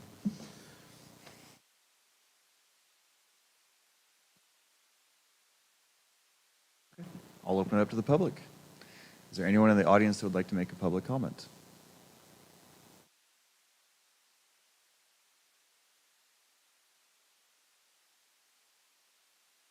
Please, come on down.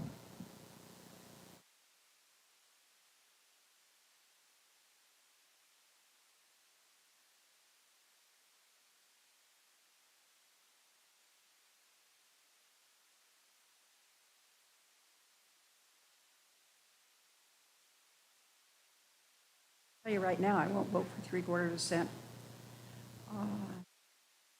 There are a number of taxes going on this time, and I don't think it will be enough to do what we need to do.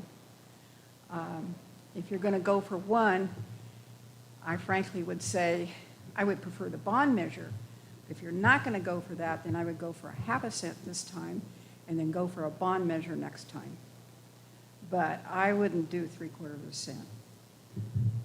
Like I say, personally, I wouldn't vote for it, and I wouldn't encourage others to vote for it.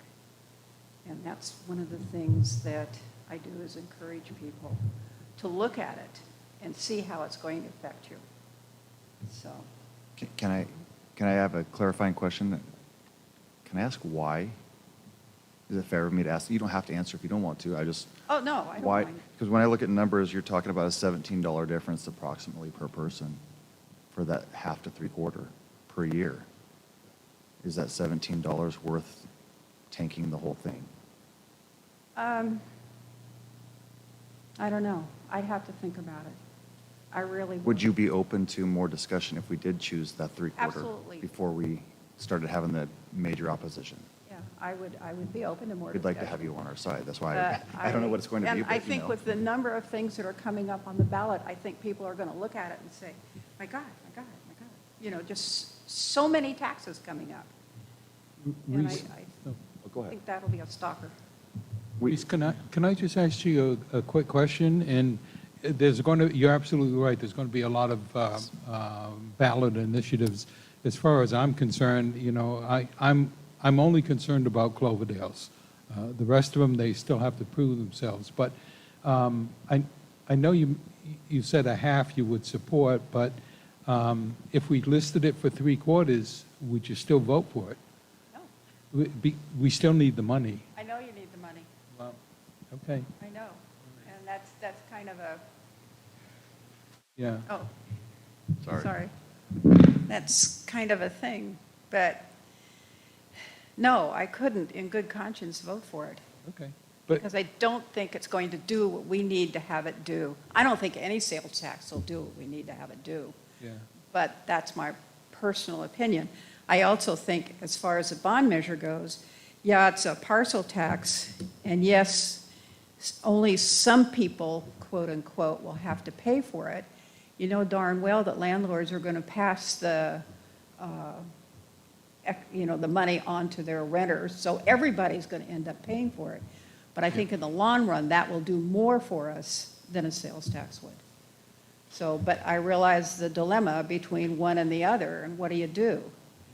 So Okay. that's my thinking at this point in time. And we respect Now I'll your go home opinion. and sleep at night.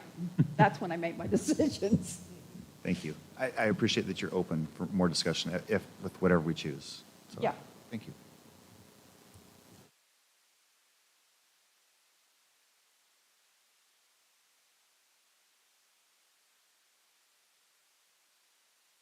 Good evening, Daniel Frankston.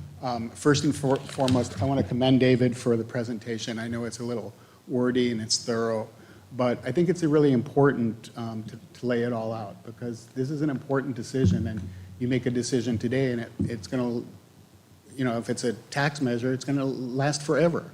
And if it's a bond measure, well, you know, it's going to take its toll. So I really appreciate the time and effort that's put into that. I think the town hall was useful. It would have been nice if it had started at 6 o'clock instead of closer to 9, but that's for another day. I also appreciate the feedback from David, both in terms of the tax revenue that would be raised from sales tax outside the jurisdiction, which I think is helpful, and also to correct me with regards to my figures, in that we're looking at $30 million of road repairs, okay? At a penny sales tax, you're looking at 15 years in order to get that done. You're looking at $17 million for a police station. That's not going to happen with sales tax. If you look at the popularity, I really despise the idea of polls and whatnot, but I realize that surveys need to be done. But look at the survey that Greg came back with. 43%, only 43% would favor a 0.75% sales tax. On the other hand, the lowest bond measure, you don't need to do any shoe leather, it would pass. It's already got more than, it's got 68 or 9%. That raises $17 million. $17 million. That would do a lot of paving. That would get the police station started. The way I see it, if we do a sales tax, you're basically kicking the can down the road. You're saying, we're not going to take care of any kind of police needs. We don't have a police station. We're not going to deal with that now. And we're going to wait 5 years before we get into any sort of street maintenance, because you pass the ordinance in November, the money doesn't start rolling in. I mean, the $1.5 million that 1% would, or a 0.75%, that would take a year to get the $1.5 million. So you're looking at 2026, 27 to do road projects. And I just don't see that as being a viable option. And the more important thing to remember here is that sales tax is the most regressive form of taxation. Yes, I mean, I'd like to know how it's only $17 more for an additional 1/4 cent, but yet that raises $500,000, because I don't see how those numbers pan out, quite honestly. It's a lot more than $17 per person. And obviously this is an ongoing process, and I'd be very curious to see how that works out. But really what I came here for the most part is to listen to you guys, because I've heard from some of you, I've talked to others, but I want to know your plan. How are you going to build a police station and get the roads fixed with just a sales tax? Because I really don't see it. And my final point is with regards to the 4 options that David set out in the memo. I would respectfully contend that that last recommendation is not an option. It's a mandatory. You need to conduct further community outreach and education to ensure public understanding and support for the chosen measures. And that's true whether you do a sales tax, and that's true whether you do a bond. But I really think that, in order to get the fiscal budget in order, it needs to be a combination of that. And the other thing that I really like to see is some budget cuts to kind of bring everybody on board. I mean, you're asking people to put out money for sales tax. You may be asking for bond money as well. And I think it's important that the city do its share and at least contribute to it by trying to reduce the budget. So that's what I would recommend. Thank you. Thank you.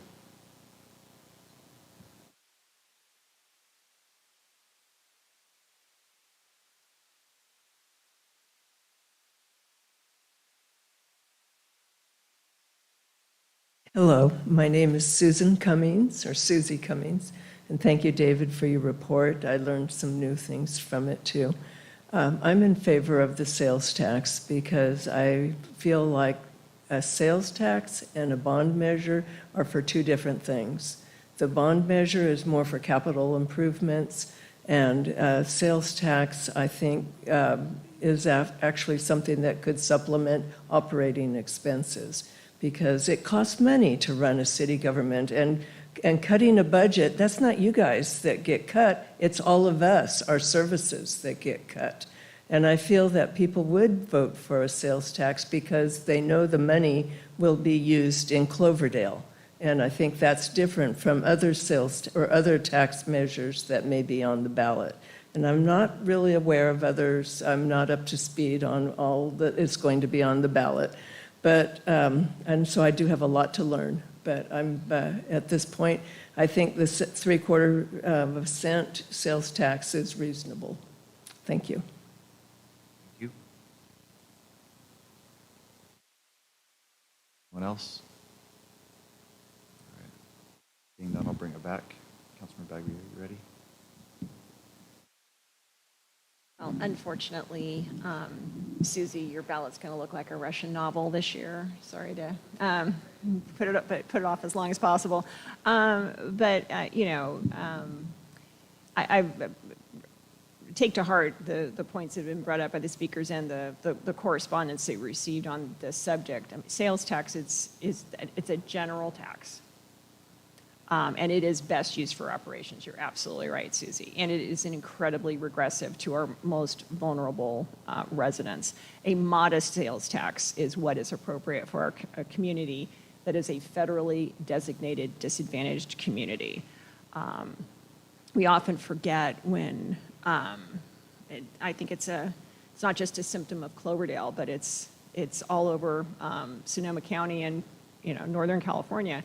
We have abject poverty within 500 feet, in some cases, of people who are incredibly blessed. And we need to remember that, that this community has people who definitely have advantages, but also have disadvantages. And we need to take that into account with any revenue measure that we put on the ballot.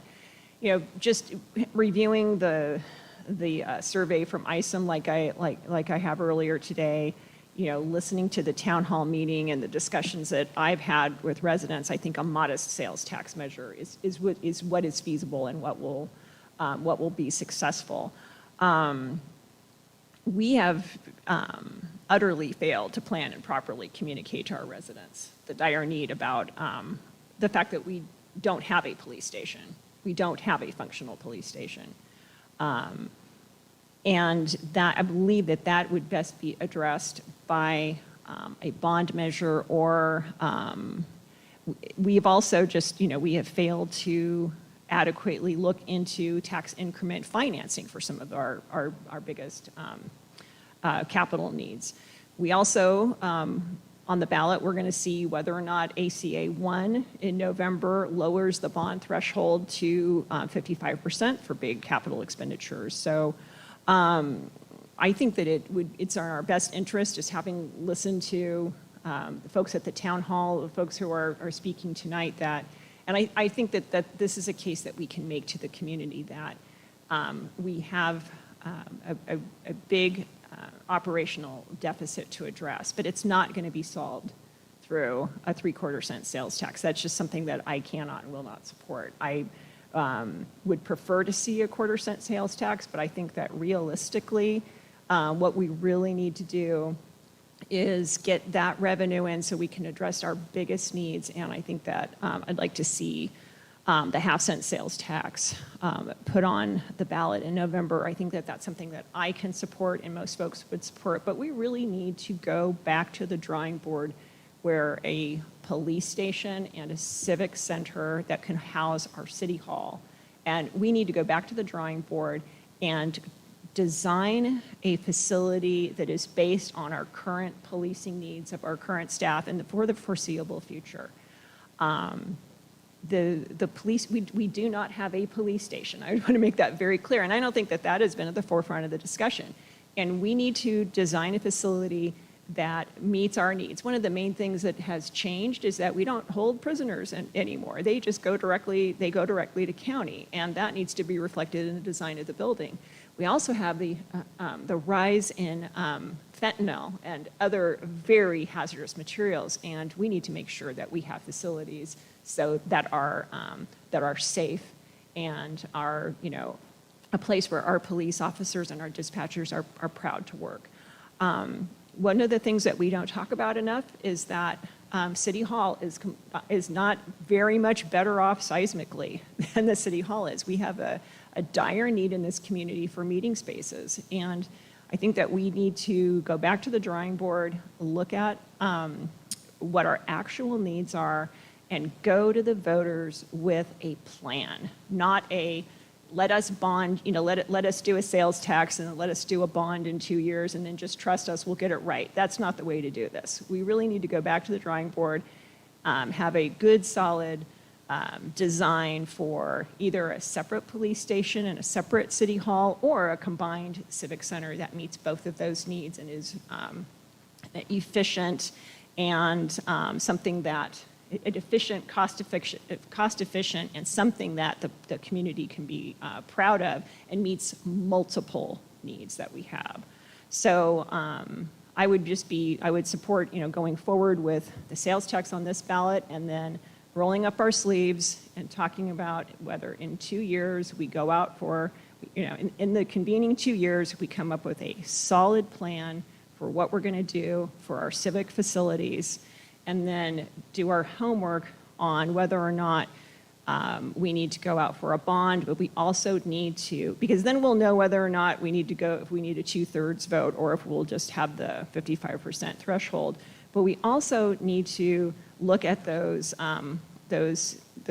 finance districts, because I don't think that we've explored an ability for us to meet our capital needs through that funding mechanism. Thank you. Councilmember Bagby, I have to agree with you. I don't think now is the time to go out with that bond request. But I do disagree with the amount of a 1/2 cent compared to 3/4. And then in maybe 2026, at the next election, we can go for the bond. I had no intention to think that a sales tax of 3/4 of a cent was going to be sufficient to do roads, public safety, and parks and recs. When I'm supporting public safety out of this sales tax, I'm looking for things like sidewalks out on Asti, crossings down on Cloverdale Boulevard and North Street at School Street. That's the type of public safety that I'm talking, pedestrian safety, however you want to word it, and then the streets and the parks. And then in 2026, we'll have hopefully our act together. And Daniel, I heard what you said. about the streets and how long it's going to take. But there's also prep time that we have to do. If this passes, it will probably be a good 9 months to a year before we actually put the shovel in the ground for the first street, because we have to do all the design work. And we have to look at the laterals and the sewer lines and everything that goes with it. So my vision is that a new shovel goes in the ground every single year, and simultaneously in the back room, staff or our city engineer is working on the plans for the next street. And we just keep that thing going. So anyhow, but I just wanted to say I support your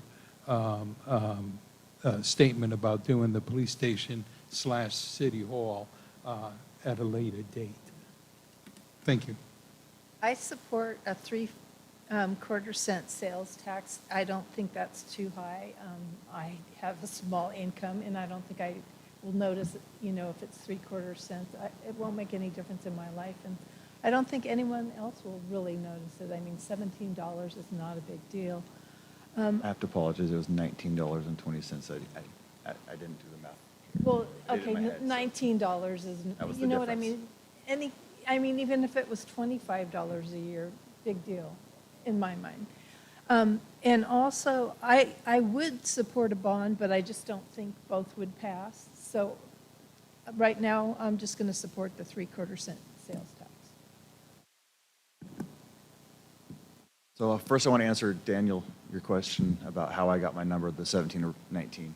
What I did is I figured a person spends about $150 a week in town, and I did that for 52 weeks and figured it out that way, half cent versus 3/4. And that was where I got that number from. Anybody can debate me on that you spend more or less, but I think that's a pretty good average for per person in this town. And that's where I got that from. So that's for that. I worry about the tax exhaustion of us here, seeing BAFA, seeing the state taxes that they're putting on, and these are going to be parcel taxes and a sales tax. And so the BAFA is a big parcel tax, and that's going to be a difficult one for homeowners once they get it. And I worry that by the time they go through state taxes and then the county taxes, and then they get to Cloverdale on the 4th page of yes or no's, will you pay us more money, that we're going to lose. And people are going to be exhausted and say, no way. Especially if they saw 2 from Cloverdale at the same time. I've always been somebody that doesn't like more taxes and wants to work within your budget. But I've watched these guys work on this budget, and there isn't enough. Inflation has surpassed us, and it just is what it is. I think that everyone that uses Cloverdale needs to have a little skin in the game. No matter what your income, you're using our roads, you're using things. You gotta invest in your community, and I appreciate, maybe because I have a business here, I end up paying more because I pay more money into the community, into the stores, or into the gas and things like that. But somebody that doesn't always have to do that, they're not going to have to pay as much. And I know that it's hard, but a little bit isn't that much for everyone. As David said, right now we are the only ones that don't have a sales tax that goes directly to Cloverdale. Only city in Sonoma County that doesn't have that. And so we're the ones that are losing out on that money. We don't get the money from the state and the county. We don't get the full 8.25%. We get about 1% of that. And so everyone else is getting this 3/4% and more than we are, and that's why they're getting to fund different things like roads. Roads, we've kicked the can down the road for about 70 years. It just is what it is. And there's never been enough money to pay for them, or else they'd all be done. So we hear the community.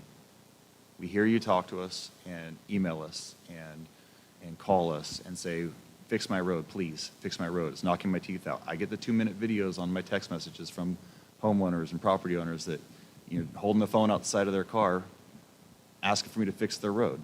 I hear you. And that's why we're here.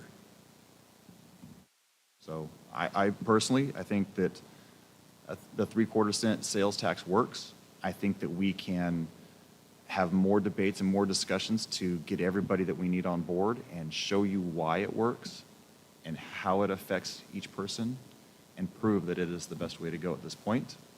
And when we prove that we're spending your money the right way, then we can go out for that bond to take care of. I love the idea of the Civic Center. This is what we've talked about, and it'd be nice to revamp the drawings and things that we have and have a real number to say, look, we're doing well with your money now. Let's prove it on the next with the police station. So that's where I'm at.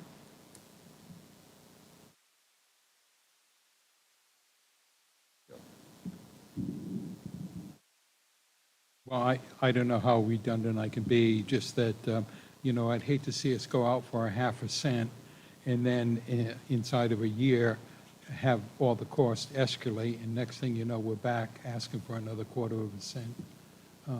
I just think if we're going to ask for it, let's do it right. Let's get what we need to get the roads fixed. So.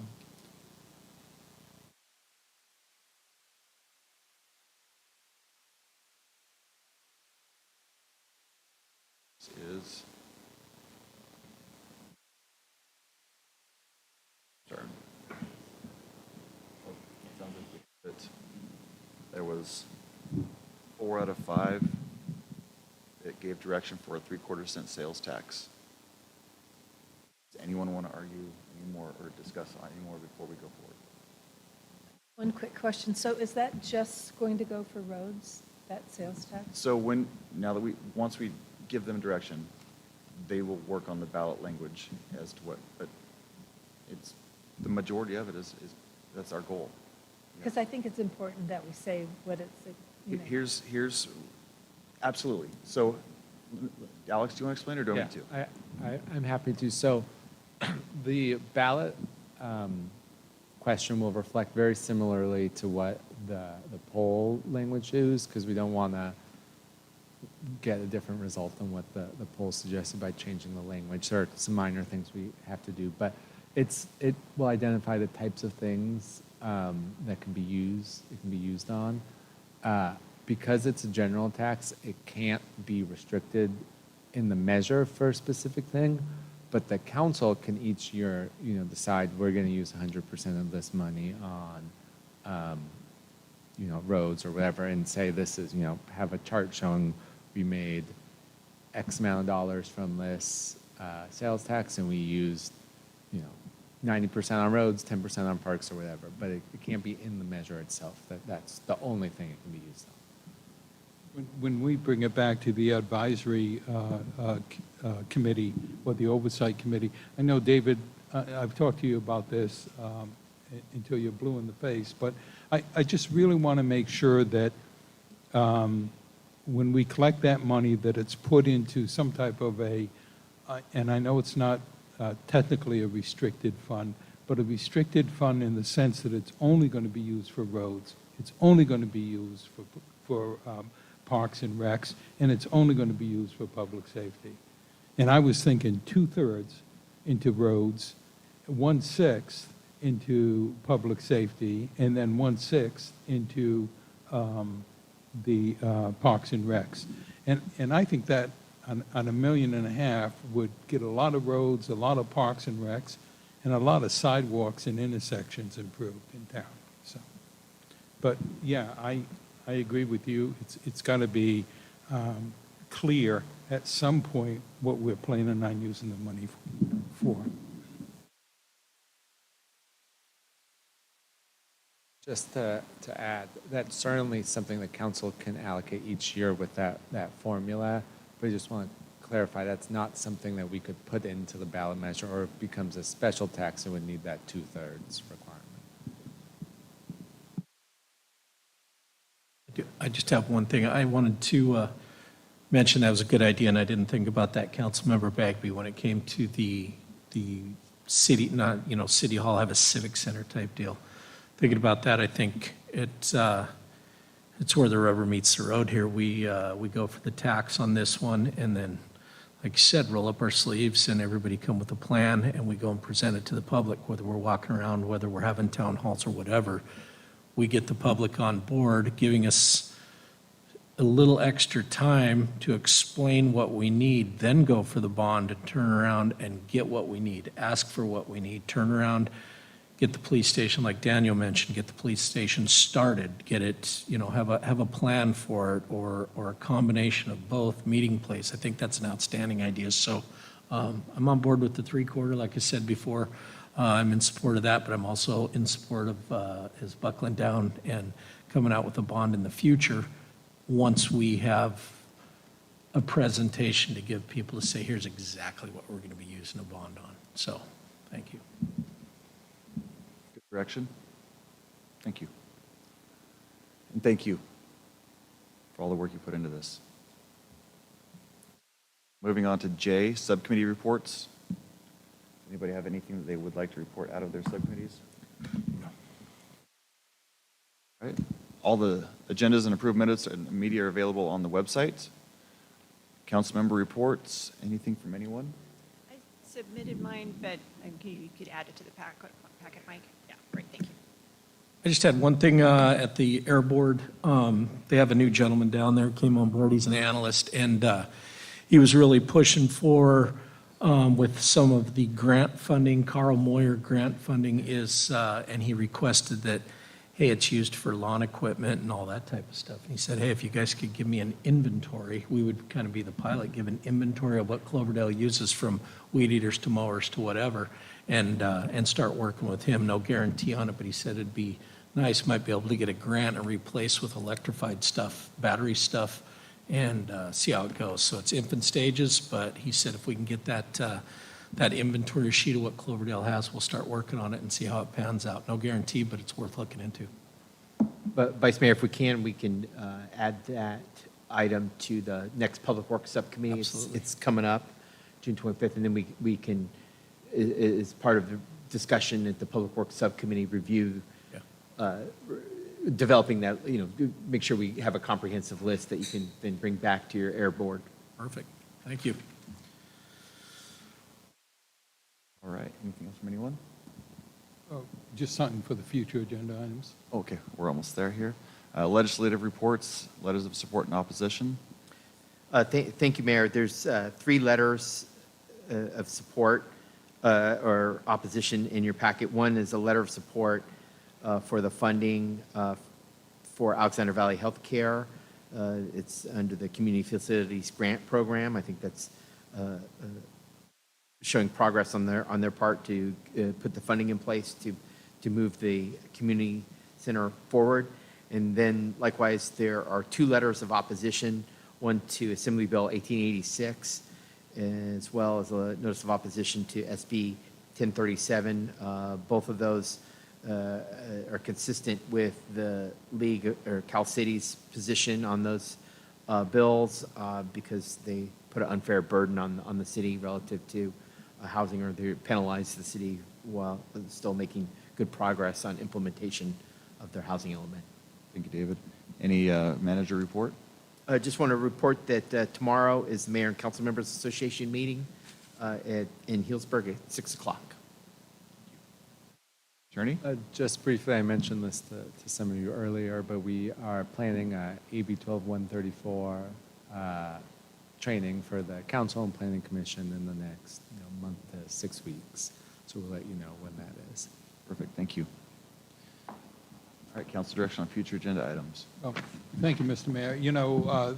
Last weekend I had a chance to walk around the downtown for the first time in a while, and I got to see the sculptures on the street, and they are absolutely spectacular. I love the one that's down by Chase Bank. I call it an African warrior. I mean, in the Tin Man. These artists just do a wonderful job, and they do it every year. And I know Joyce Mann is not in charge anymore, but what I was hoping is that council would support me on having the mayor write a letter of appreciation, not a proclamation, but just a letter penned by the mayor thanking them for putting that on again this year. So I don't know if everyone would support that or not, but just a thought. We don't recognize community members that do things like that. And Bob Cox is a perfect example. Every year, he and Craig Johnson put up the Hometown Heroes flag. We never say thank you, but we need to start doing that. So, I agree. We'll start working on that. thank you. Anything else for future agenda items? Anything for the good of the order? All right. Meeting adjourned at 8:29.